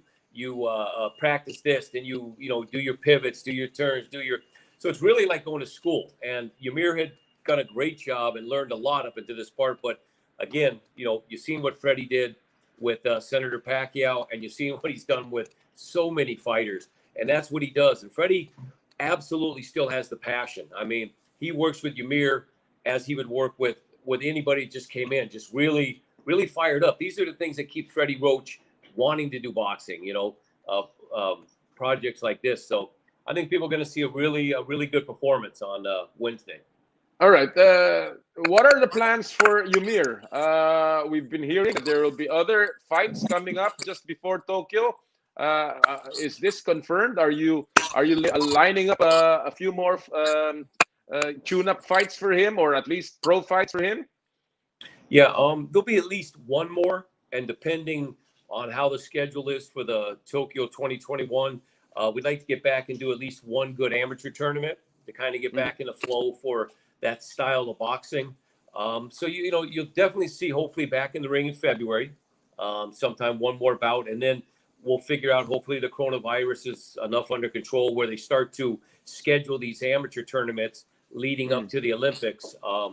So definitely one more time in the ring as a pro, maybe 2. Okay. Yumir, makikita ba natin si Freddie Roach sa Tokyo Olympics na nasa corner mo? Yun po yung hindi ko alam, sir. Basta ako, sir, pa-condition ka lang yung katawan ko at gagawin ko po yung best ko para mas ano natin yung gold sa Olympics. Alam niyo, yung lahat na po to na ginagawa ko po every morning, nagpagising ko, yun lang yung ginagawa kong motivation na itong paghihirap ko. Ito po yung kumbaga na dumadagdag sa tsansa natin na mas makuha natin yung gold sa Olympic. Alam natin, kung ngayon isipin natin sobrang hirap. Ang dami mga fighters na nagte-training na, sobra na yung training nila ngayon doon. At yun din yung hinahangat na mag-gold sa Olympics. So, everyday yun po yung nilalagay ko sa isip na everyday pag lahat ng sakripisyo ko, lahat ng paghihirap ko, mas ito yung dagdag para mas makuha natin yung gold, yung malaki yung chance na makuha yung gold. Okay, may plano ka ba, Yumir, na umuwi sa Pilipinas bago tumuloy sa Tokyo o dire-diretso ka na ba niyan sa Tokyo at ika nga diyan mo na tatapusin ang training mo sa Amerika? Para sa akin, sir, kung ano po yung plano po ng ABAP at ng Philippine Sports Commission at nandito naman si Sir Sean, lahat po ng ano yung maganda at makakatulong talaga para sa akin, para sa mas maging maganda yung preparation ko for Olympics. Ano lang naman ako, sir, susunod lang naman po ako kung ano yung plano. Okay. All right. So, well, July pa naman yan. So marami pang panahon at Yes. talagang ika nga kailangan talagang maghanda labang tayo because talagang yun naman ang ating focus sa kasalukuyan. Before I let you go, Yumir, kamusta ang buhay sa Amerika? Ikaw ba nakapag-adjust na? Wala ka bang nami-miss dito sa Pilipinas? Yun, yung training naman, sir, no, yung sitwasyon naman dito, okay naman, no, kasi yun lang talaga yung focus ko, yung training ko. Pero syempre, nami-miss ko lang yung fiancé ko dahil yun yung parati kasama ko. Nakikita ko siya, yun lang yung kaligayahan natin, kumbaga. Hindi ka ba natatakot dyan sa parami ng kaso dyan? Hindi ka ba wala mga pangamba? Kasi, nandito lang kasi kami sa loob ng bahay, sir. Kumbaga, pupunta lang ako sa gym kay Coach Freddy and twice a week po kami nagsaswab test. So, namumonitor talaga kung may na-virus na tayo. So, pero salamat sa Panginoon, sir, kasi safe naman po kami dito. All right. Well, Sean, I heard that there's a stay-at-home order in LA, in California, and things are back to very strict protocols there. Do you think this is going to affect Yumir in his training, or you're right on schedule and you're very confident about our man getting in the best shape that he can be in 2021? Yeah, there is a stay-at-home order right now put in place for non-essential work. But thank goodness, Yumir's boxing and Freddie Roach's gym was still open privately. And then also, I sent you guys some video. You have we built a gym here at the house. It's Survival Camp 2. Wow, Beautiful place nice. in the backyard. I'll send you the video. But Ymir built a ring along with Coach Jovan Jimenez, Jerwin and Cajas, Jonas Sultan. So they have a beautiful in the backyard. So if we really had to stay at home, we have a ring, we have bags, everything you need right here at the house. So we're prepared for all these type of issues. And the good thing too with the coronavirus, as Ymir said, they're tested twice a week, leading up to the fight. So we feel very good, and he never have a problem with his condition because we have a gym at the house. Very good. Well, you're taking care of our. Oo, tama. Lahat nandiyan na, Yumir. Talagang wala nang rason para hindi makapag-handa para sa Olympics. Sean, thank you so much for taking care of Yumir. All of us here in the Philippines are praying for both of you, of course, for Yumir, and hoping that he stays safe and really gets in the best version of himself come Tokyo 2021. Before I let you go, Yumir, meron ka bang Christmas wish para sa ating mga kababayan and of course sa iyong mga minamahal sa buhay? Yun, sir, una gusto ko po pasalamatan yung aking pamilya at yung Panginoon sa lahat ng opportunity na meron po ako ngayon dito, na nakapag-training ako. At sa lahat po ng mga Pilipino sumusuporta sa akin. Maraming salamat, no. Yun lang yung may papangako ko sa inyo, sir. Na gagawin ko po lahat ng sakripisyo ko dito para mas malaki yung chance natin makuha yung gold sa Olympics. Yung pangarap ko na yan, hindi lang para po sa sarili ko, para sa pamilya ko, kundi para po din sa lahat ng mga Pilipino. So sana po suportahan niyo po ako at pwede nyo din i-follow yung YouTube channel ko, sir, Yumir Marshall TV. Marami po silang update na videos doon. So, ayun, and wish ko lang sa darating na Christmas, sana po maging masaya at maging safe po ang lahat. At sana makasama ko yung fiancé ko. Yun lang. Yo. So, maraming salamat. Ingat. Salamat. Well, Yes, po. Thank you, sir, sa opportunity na-invite po ako dito. Maraming Lagi. salamat, sir. Anytime, Yumir. And of course, tututukan pa rin namin ang mga susunod mong mga laban. Of course, ang training mo. At good luck sa iyong pro debut. Yes, sir. We hope Thank you, that sir. you will come out, with flying colors. At alam naman, sa awa ng Diyos, ay ikaw ay magwawagi. Congratulations, Sean, for all the things that you've done. Thank you so much. And Merry Christmas to the two of you. Thank you. Thank you so much, sir. Viva! Maraming salamat. Yan po mga kaibigan, si Yumir Marshall, ang ating pinagmamalaking boksingero na patungo na po sa Tokyo Olympics. Of course, magsisimula ang kanyang professional career sa December 16, December 17 dito sa Pilipinas. Birthday nga naman ni Senador Manny Pacquiao sa December 17. Advance happy birthday, Senator Manny. Aba, yung bata natin, si Yumir, yan na. Malapit na lumaban. At ang laki ng tulong, of course, ni Senator Manny Pacquiao. And of course, salamat din kay Sean Gibbons, ang matchmaker par excellence ng ng MP Promotions. And of course, si Sean Gibbons ang nag-aalaga sa ating mga boksingero. Si Yumir, si Jerwin Angcajas, ang dami niyan, si Casimero, at sino-sino pa dyan po sa Estados Unidos. At this point, mga kaibigan, basahin ko lang yung ibang pulso, mga nagbigay ng kanilang komentaryo sa ating pinulsuhan ngayong umagang ito. Yung ating pong pinulsuhan ngayon ay si LA ba ay dapat nang ilagay sa top 5 point guards ng PBA pagkatapos na nakuha niya yung ika-4 na Finals MVP. Ito sabi niya, yes po, Noli, pasok na po si LA Tudor sa top 5 PBA point guards. Ito mula kay Mark De Vera. He had proved a lot on his 14-year illustrious career. All-around point guard. He has also international experience as a PBA player. Congrats to him, to Ginebra, and Coach Tim. Sabi naman ni Red Alvin Kaiser, pwede sir, LA belongs to top 5 of all time. He is like wine. And as he gets older, lalong gumagaling. Top 5 guard of all time for me. Sabi naman ni dito naman sa marami pa nagpadala dito dito po sa Twitter, ang sabi naman ng ating mga followers, lalong-lalo na itong si Jim Manito. Sabi niya, absolutely yes. 4 Finals MVP in 6 championships speaks a lot, sabi ni Jim Manito. Sabi naman ni Jet Sanchez, Jawo, Johnny, Kalma, Alapag, at yung magtito, LA at Ronnie.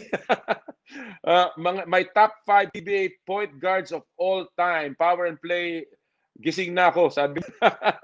Sabi ni J. Lord, definitely. He has won championships in every level. He has played to for the national teams, and on top of 4 Finals MVP is being the PBA's Iron Man. But what impresses me most is his attitude. Never have I seen him get a T, and always shows concern for players getting hurt, teammates, or foe. Ang dami pa pong mga komentaryo sa ating pinulsuhan ngayong umaga ito. Hopefully, mabasa po natin yan mamaya sa pagtatapos na ating episode ngayong araw pong ito. Okay, at this point, mga kaibigan, gusto ko lang po magpasalamat sa lahat po ng ating mga tagapagtaguyod po ng Power and Play. And of course, sisimulan ko po sa pagpapasalamat sa Big Boss Cement, Big Boss sa tatag, Big Boss sa tibay. Nandito na ang Big Boss Cement, di basta matitibag, approved sa kalikasan at sa sobrang abot kaya.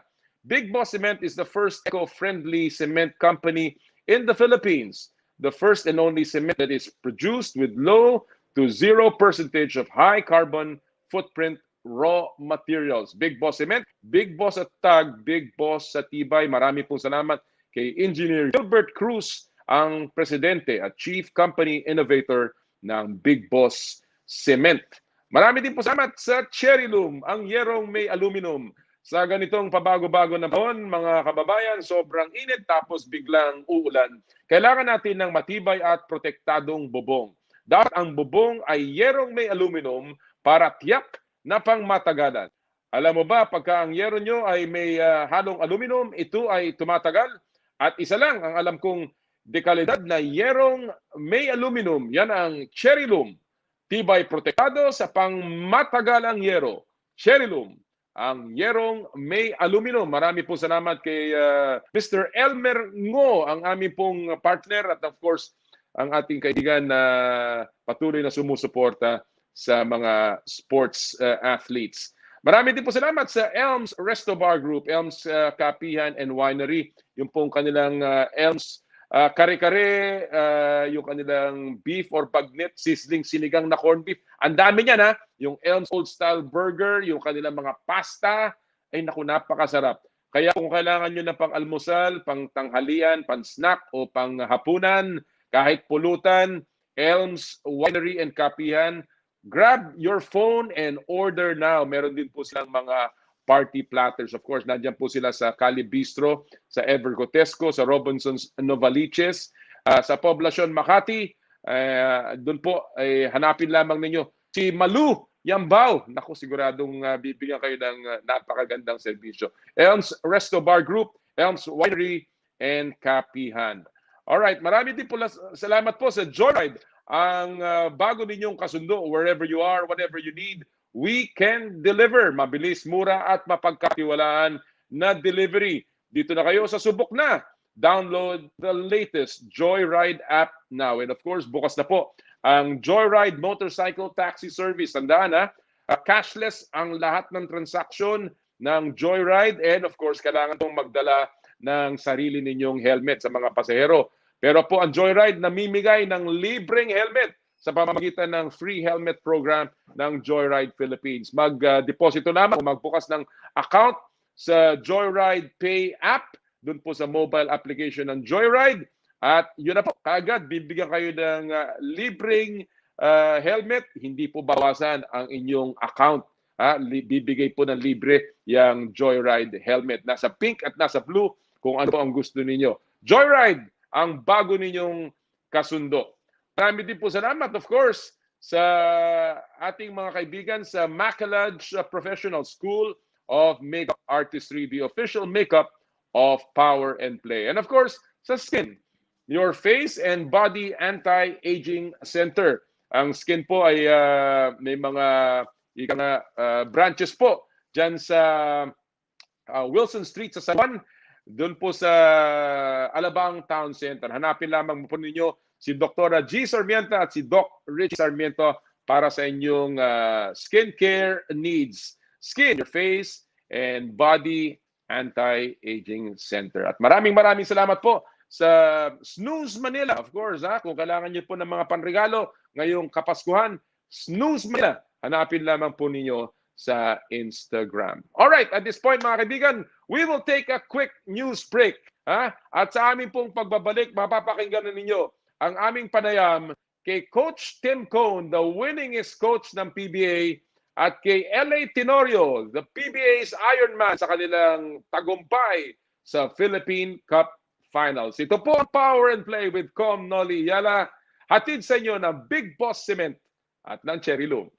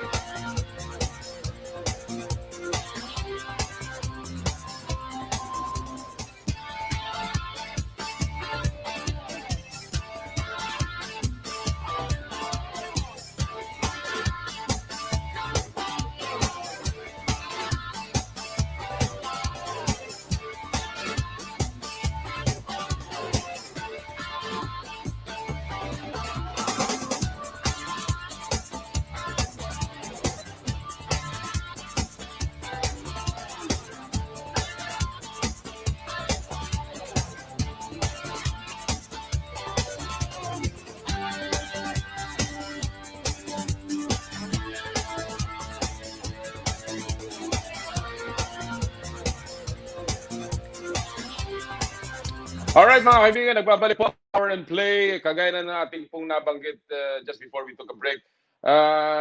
Ating po ngayong ipapasok ang ating po naging panayam kay Coach Tim Cone at kay L.A. Tenorio. Again, nagkampiyon po ang Barangay Ginebra. Ano ba ang naging susi ng kanilang tagumpay? And of course, ang kanilang mga pinagdaanang hirap sa loob ng PBA bubble. A historic championship para sa Barangay Ginebra Gin Kings. 4-1 laban sa Talk and Text. Ito po ang ating panayam with Coach Tim Cone at si L.A. Tenorio. Well, you're talking about the championship.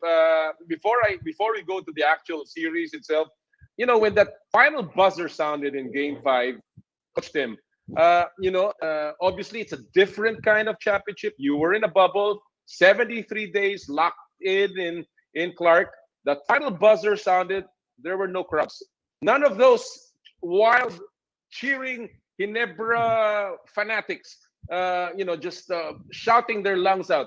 How did it feel, Coach Tim? How did that championship feel right after the buzzer sounded? Well, it was kind of like like you said, it was kind of like looking around and saying, "What do we do? How do we celebrate this?" We hit the confetti was going up in the air, and that gave us a little bit of a sense. But it was like, usually, you turn to your wife, your family, your friends are coming around, the fans you're cheering, you're yelling up to the stands. But, it was just different. We just kind of looked at each other, gave each other a few hugs. This guy, LA, came over to me and he gave me a hug and said, that we finally did it. We finally got an All-Filipino. So, and he was the one, the last time we had hugged was at the end of the last championship against Meralco, and he had hugged him. And the first thing he said to me after he hugged is this was nice, but we need to win the All-Filipino. Nice one. Well, we turn around. We remember that? Yeah, that's right, Coach. That was my first. During that was when we were still in the middle of the court celebrating. Remember that? Well, we all know LA. This is your first all-Filipino championship, and of course, you are the finals MVP. I saw a picture in Instagram that the team, at least kayo mga player, you were having dinner. Alam naman natin the tradition in San Miguel. What a dinner! In San Miguel, like 10 hours. No, but we all know this. San Miguel dinners are terrific. We close up a particular hotel buffet, and you stay there until 3-4 in the morning. You are with your family. This one, kayo, you were all there. Describe the feeling, LA, nung championship dinner ninyo. Again, katulad niya sinabi ni Coach Tim, it's really a different feeling after winning the championship, the celebration. Actually, we were talking about it also when we were in the table. Because we've been together for 73, 72 days already, and then we're having a dinner. The whole table is just us. And parang when I was talking to Jared, he was telling me, and Stanley, he was telling me, like, it's like, it's there's something wrong. I mean, there's something lack on this. Parang parang may kulang. Oh. So, and then I was telling them maybe because we're just celebrating it, that just us, and we've been together for so long already. I've been, we've been in this, like in this area for so many days na rin. And then I think ang hinahanap kasi namin is yung families and friends na right. during dinners Diba? Of course, after winning the championship, the first thing na gusto mo makasama is your loved ones, diba? So, yun lang yung medyo weird feeling. And good kakaiba. All right. We found ways. Natin, absolutely. Yeah. And everybody celebrated with you online, virtually. I'm sure the first telephone call or mobile call was from your family. But Tim and LA, let me ask you this. LeBron and the Los Angeles Lakers are the only other team that understands what you're going through. You're winning a championship in a bubble in basketball. And LeBron said, and I quote, "The bubble title ranks right up there with one of the greatest accomplishments I've had." Let me ask you both. Do you agree this championship is one of your greatest, if not your greatest achievement among For you, Tim, it's 23 championships, and for you, LA, the numerous finals MVP that you've had. Tim, I'll go with you first. Well, again, it was just there was a lot of, I've said this publicly already, there was a lot of out of the box thinking that went on to winning this championship, and I think the uniqueness of it was of having to battle through all this was from the beginning with LA's surgery, to Japeth arriving the day before our first game, all the way through, and then also missing Greg was a big thing, and all the hardships and that we had to overcome, I think, made this really special. And I think that's what LeBron was talking about also. There was a lot of hardship that went into this, and the harder it is, the sweeter it is. And I can't say it's greater than the Grand Slams that we won, because we put in a lot of work in doing that.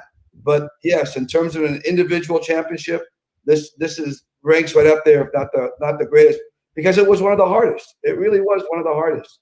And I think the finals, when Bobby Ray and Jason got injured, kind of made it anticlimactic a little bit for everybody. But for us, it was hard. It was really hard from first moment to last moment to that buzzer sounding. It was really, really hard. That game 5 was one of the hardest we ever played, LA. Yeah, we were really battling ourselves in that game, and so LA, do you agree that this is one of your greatest achievements? Yes, actually, I agree, no. Wala pa akong Grand Slam. I don't have Grand Slam yet, so I don't know the feeling yet. But with my 6 championships with Coach Tim, I think this is my number one. Kasi this is my first All Filipino plus PBA bubble, first ever. We're part of the history now, the PBA, first ever PBA bubble. I think aside from what Coach Tim mentioned is about the physical aspect, I think the most difficult part also is the mental and the mental and the emotional factor. You really have to find ways to get together ba yung mind namin and our emotions. Kasi number one, may roommate kami for how many days, how many months. We have roommates for how many months that we don't get to be with them naman for parang sa mahabang panahon, di ba? And then number 2 also our routines. Game routines, practice routines, di ba? Iba eh. So there's a lot of challenges na with this bubble, and it's really hard. Coach Tim is right. It's really, really hard. It's a big challenge aside from winning games. Every scheduled games, aside from winning games, it's really it's a challenge for us, to fight that emotions and mental aspect talaga. Of course, go ahead, Tim. Go ahead. There was a time, I think it was like, maybe LA remembers the game. I can't remember what, but it was like the 5th or 6th game that we were playing, maybe the 4th, I'm not sure. But we were sitting on the bus and ready to go, and we were waiting for LA to come to the bus. And what he was doing in his room was that he was cleaning his wounds from his surgery. They were oozing. And we were cleaning his wounds, trying to get him settled before. So we were all delayed, sitting on the bus, waiting for that. And then he goes out and plays like 28 minutes in the basketball game. Yeah. I mean, it was amazing. And that was like the 4th or 5th game. So imagine that was our 5th game, Coach. Yeah, 5th game. It was like, imagine what it was for the 1st, 2nd, 3rd, and 4th. I mean, the what he went through to go through this bubble, keep his record intact, and I mean, it was just so warrior-like for LA to do that, and it just, of course, that even added on to what he had to go through personally in the bubble, and then do all that, and then end up MVP of the finals. I mean, it was amazing accomplishment for LA. Absolutely, and that's why he's called the Iron Man, and of course that's why he is known as one of the toughest players in the PBA. And when you say tough, it's all about really hard. when you look at that series, and a while ago, Tim, you were saying how difficult Game 5 was. But when you look at this entire bubble playoffs, it didn't just start in this series. You were pushed to the limit by Meralco. And of course, Rain or in shine. this series, of course, rain or shine, you had to beat them twice to beat with an advantage. But in this series, you came back from a couple of games. So the 4-1 score doesn't really show the kind of struggle, I suppose, that you guys went through. Well, okay. I mean, if you look at it, first of all, we needed a couple of really big Scotty shots to get to where we needed to get to. Without those Scotty shots, we aren't even making the finals, or getting to the championship. So those things, you have to have those kind of things to do that. And we went to Game 5 with Meralco. We came back in overtime to win Game 1 of the series. After we kept saying that that game was separated by one free throw. One free throw decided that game, and we had to do it in overtime. Then the next game we had to come back from like a 15-point lead to win, and then Game 3 we bottomed out. We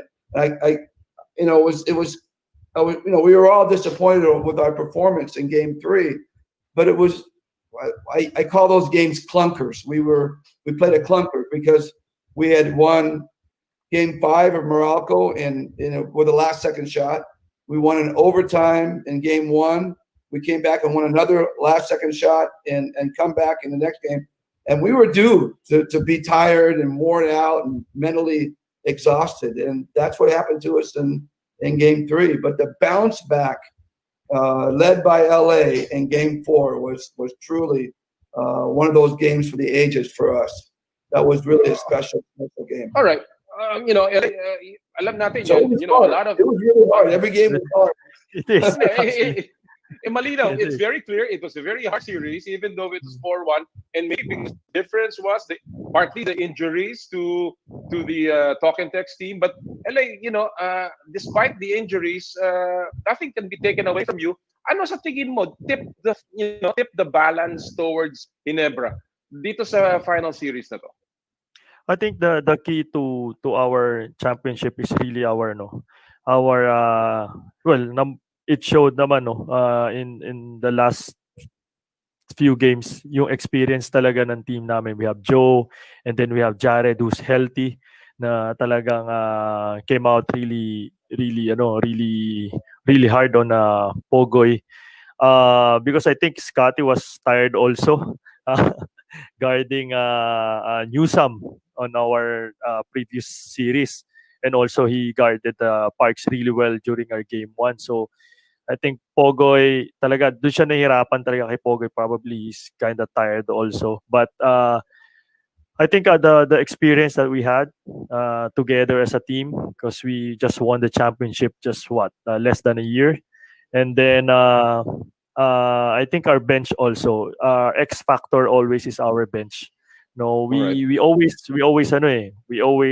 win games if our bench is really contributing, not offensively, because offensive powers are, we have Stanley, we have Japet, but the key is the second group, our bench. Yun yung key talaga namin.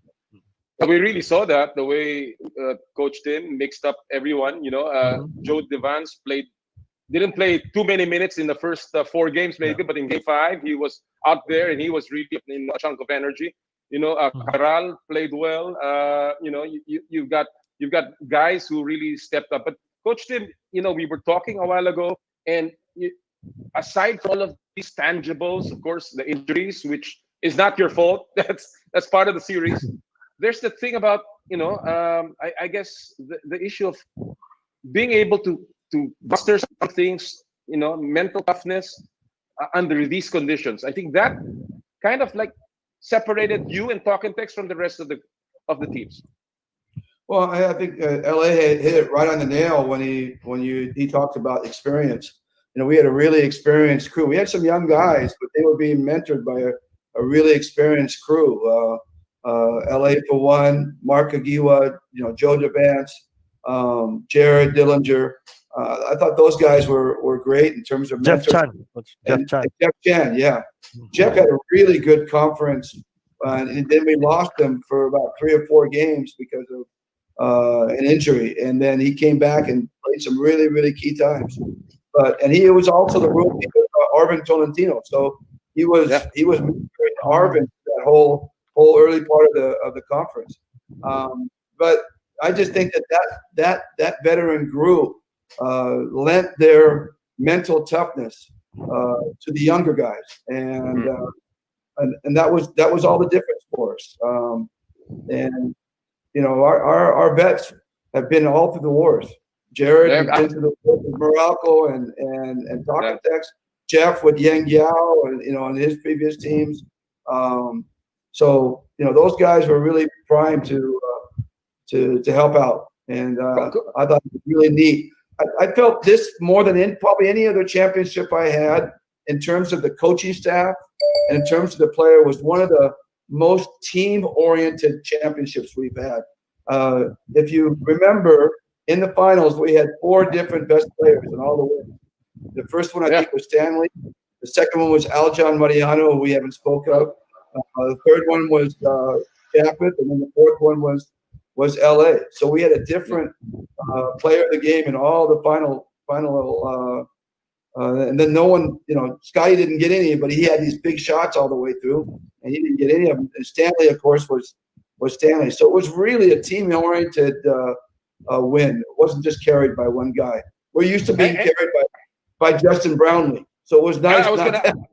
I'm gonna get to that point now, because that's exactly what I want to ask you. This is Ginebra's first All-Filipino in 13 years, and you know, it's not that you've not been winning championships. You have won during your time here in Ginebra, of course, Coach Tim.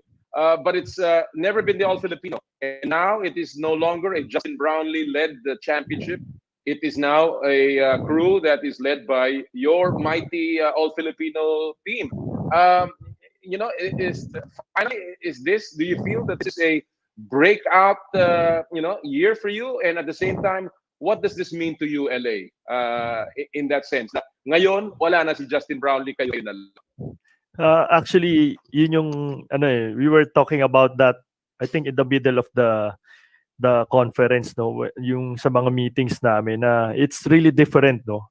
Coach Tim always reminds us that if we get this All-Filipino, it's really different, because, you know, people will say, because of Justin Brownlee, because of your import is really good, you know, your import is super import, diba? But this one is really special, because yun nga, kumbaga very prestigious siya eh. Kumbaga All-Filipino eh, diba? And you know, I think as a team we did a good job also of taking advantage of, you know, yung mga teams na nakakalaban namin, as like may mga teams na may mga not 100%, or teams that played back-to-back games. As a team also, we have to take advantage of that eh. We have to grab that opportunity also, kasi sa ganun kind of parang atmosphere, kailangan talaga you win games as much as you can eh, especially in the bubble. So so yun lang siguro naging ano rin kami, we took advantage of the situations also of the other teams. Coach Tim, you know, without Justin Brownlee, and now LA is talking about being fit. You know, of course, you were very fortunate to have a team that was complete all the way to the finals. I guess it all aligned for this championship. Yes, and you know, I mean, to talk about Justin Brownlee, that just goes to show how great Justin Brownlee is, because we always talk about him, what a super import he is.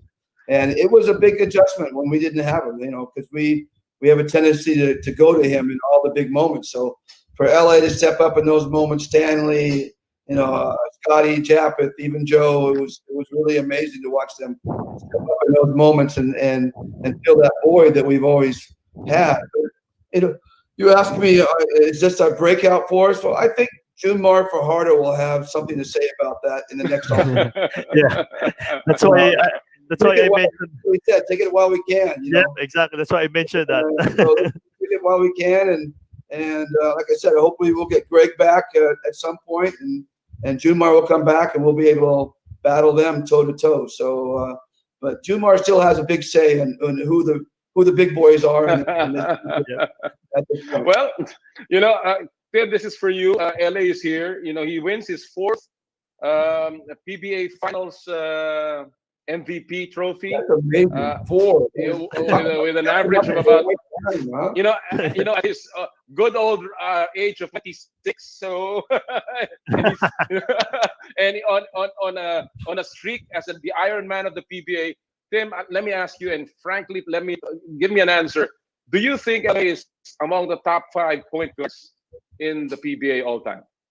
Oh, I know. Well, I mean, I have to say it because he's right here. But Yeah. no, I think you're number no, 6. I really do. I heard number 6. I really do. There's no doubt in my mind that he has gone up to that level. I'd be curious. Do you know LA? Is there someone who has more than 4 PBA Finals MVPs?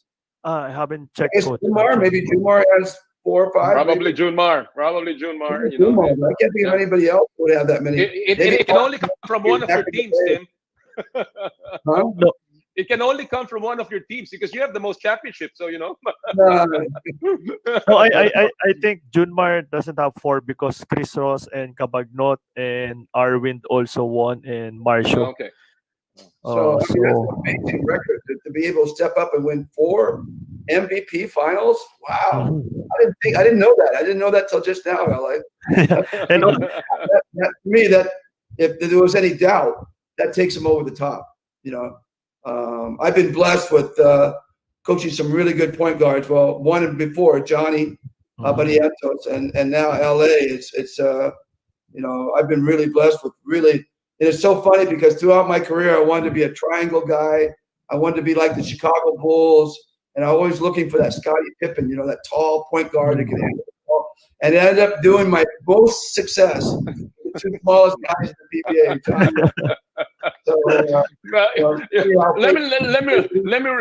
Let me reverse the question now, LA. Tim is here. Coach Tim is here. This is his 23rd championship. The winningest record in the PBA. Even after all of this na napanalunan mo with Coach Tim, are you still amazed at what he does? And do you continue to learn from all of these that he has taught you? oh, definitely. Remember, Coach, no, Coach, I asked Coach Tim about where was that, Coach? So one meeting, I asked him, Coach, how do you how do you still get motivated on winning championship? Remember, Coach, one of our one-on-one meetings, and he answered me na parang every game or every season is a different season.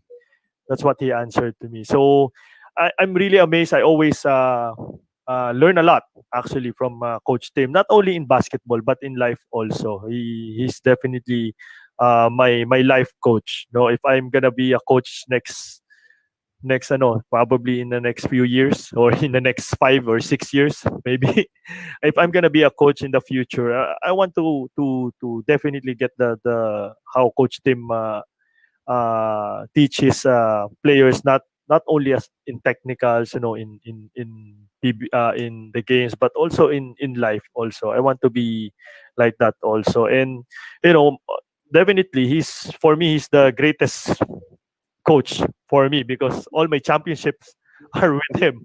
I'll tell all you 6 something. championships are with Coach Tim.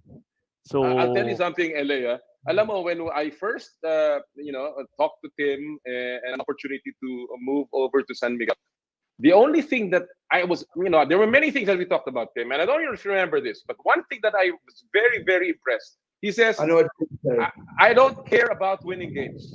So you don't have to give me anything about winning games. I care about winning championships. And that has been something that I talk about all the time. And Tim, are you still in that mode? I mean, 23 championships, way beyond anyone else has done. Are you still motivated? Oh, sure. I mean, this is what we do. This is, I always tell my wife, I haven't worked in the last 30 years. I've done no job. This has just been a joy.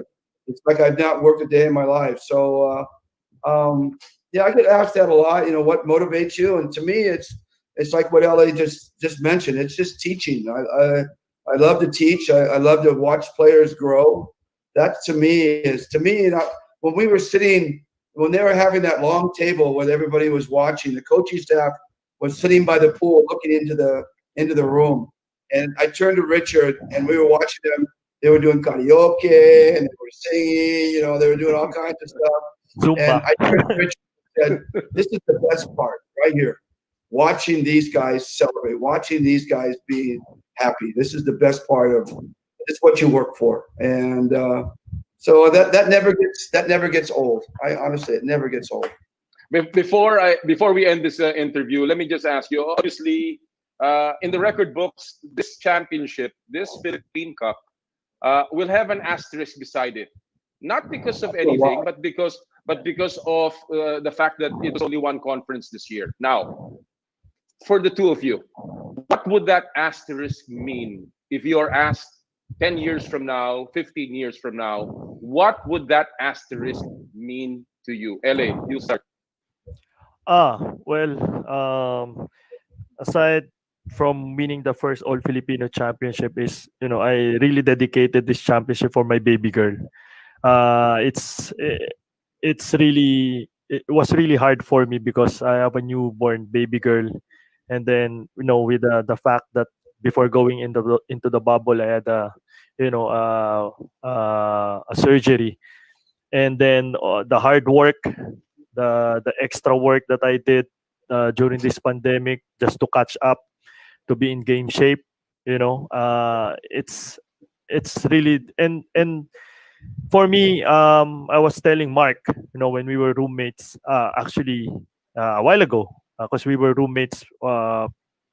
Medyo yung mga 2 months, I told him I gained a new family, not only teammates but I gained family, because pag natatalo ka, when you're losing games or even when you're winning games, ang first na lalapitan mo is your family, diba? And sa bubble yun yung experience namin when we lose and when we win, we turn to each other because we became family. So that's the ano sa akin, that even the coaching staff and our staff, the 3 staff and the PTs. So talagang it's an story to tell for my for my children talaga. Very good. Well said. Tim?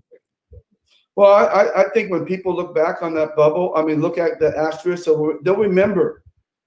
It'll bring back so many memories of individuals, what that was like to live in that time. All the hardships we all went through, all the perseverance we all went through. And, it was a time that was different from any other time. And I think that's what the asterisk will represent. The memories that we all will have through this 2020. It hasn't been pleasant, but it's tested our character. It's tested our perseverance to get through it. And what doesn't kill you makes you better. And I think we'll all look back on this time and once we get by it and through it, and I really truly think that we will eventually get through this. We'll look back on this in kind of, in somewhat fondness because we were able to get through it. And I think that's what the asterisk will represent when they see that bubble. And that's kind of what represented us throughout that bubble as well. Our perseverance to fight through it and get through it and come out a winner. And I think we're all going to come out a winner in this pandemic eventually. Well, yan po mga kaibigan ang naging panayan natin kay Coach Tim Cone at saka kay LA Tenorio, ang mga arkitekto ng tagumpay muli ng Barangay Ginebra. Una nilang All Filipino Championship, yung Philippine Cup in 13 years. At talaga namang napakalaking achievement yan, lalo na sa likod ng mga pangyayari sa ating mundo na sila po ay naglaro sa loob ng isang bubble. Saludo kami. Hindi lamang sa Barangay Ginebra, ha? Talk and text sa kanilang napakagandang ipinakita. But most of all, saludo ako sa PBA dahil sila po ang nagbigay ng pag-asa. Sila po ang nagbukas ng ating pintuan para magsimula ang sports sa buong bansa. Alright. Diyan po tayo nagtatapos ngayong araw na to. Marami pa sana akong gustong batiin. Gusto ko pong batiin yung mga nanonood all the way from Vancouver, Canada. Yung mga nanonood din po sa Bulacan, sa Tagum City at sa Bacolod. Magandang umaga po sa inyo lahat. Maraming salamat sa inyong patuloy na pagsubaybay sa Power and Play. Happy birthday kay Senador Manny Pacquiao sa December 17. And of course, good luck kay Yuka Saso. She made the cut sa US Women's Open. She's tied for 6th, only about 5 strokes down. Si Bianca Pagdanganan medyo minalas. She was cut +5 siya or 4 over siya for today. Sayang. Marami pa naman pagkakataon at bata pa yan. Alright, so di paano, tapos na naman ang isa na namang Sabado dito sa Power and Play. Nagpapasalamat po kami sa inyong lahat sa patuloy ninyong pagsubaybay. Samahan niyo uli kami next week for another colorful and exciting power takes and playful insights sa Power and Play. Sa ngalan po sa lahat sa amin dito, lagi natin sinasabi, bawal ang masungit pag Sabado. And of course, sa lahat po ng ating gawain, ad maiorem Dei gloriam, all for the greater glory of God. Happy Sports Weekend, mga kapatid!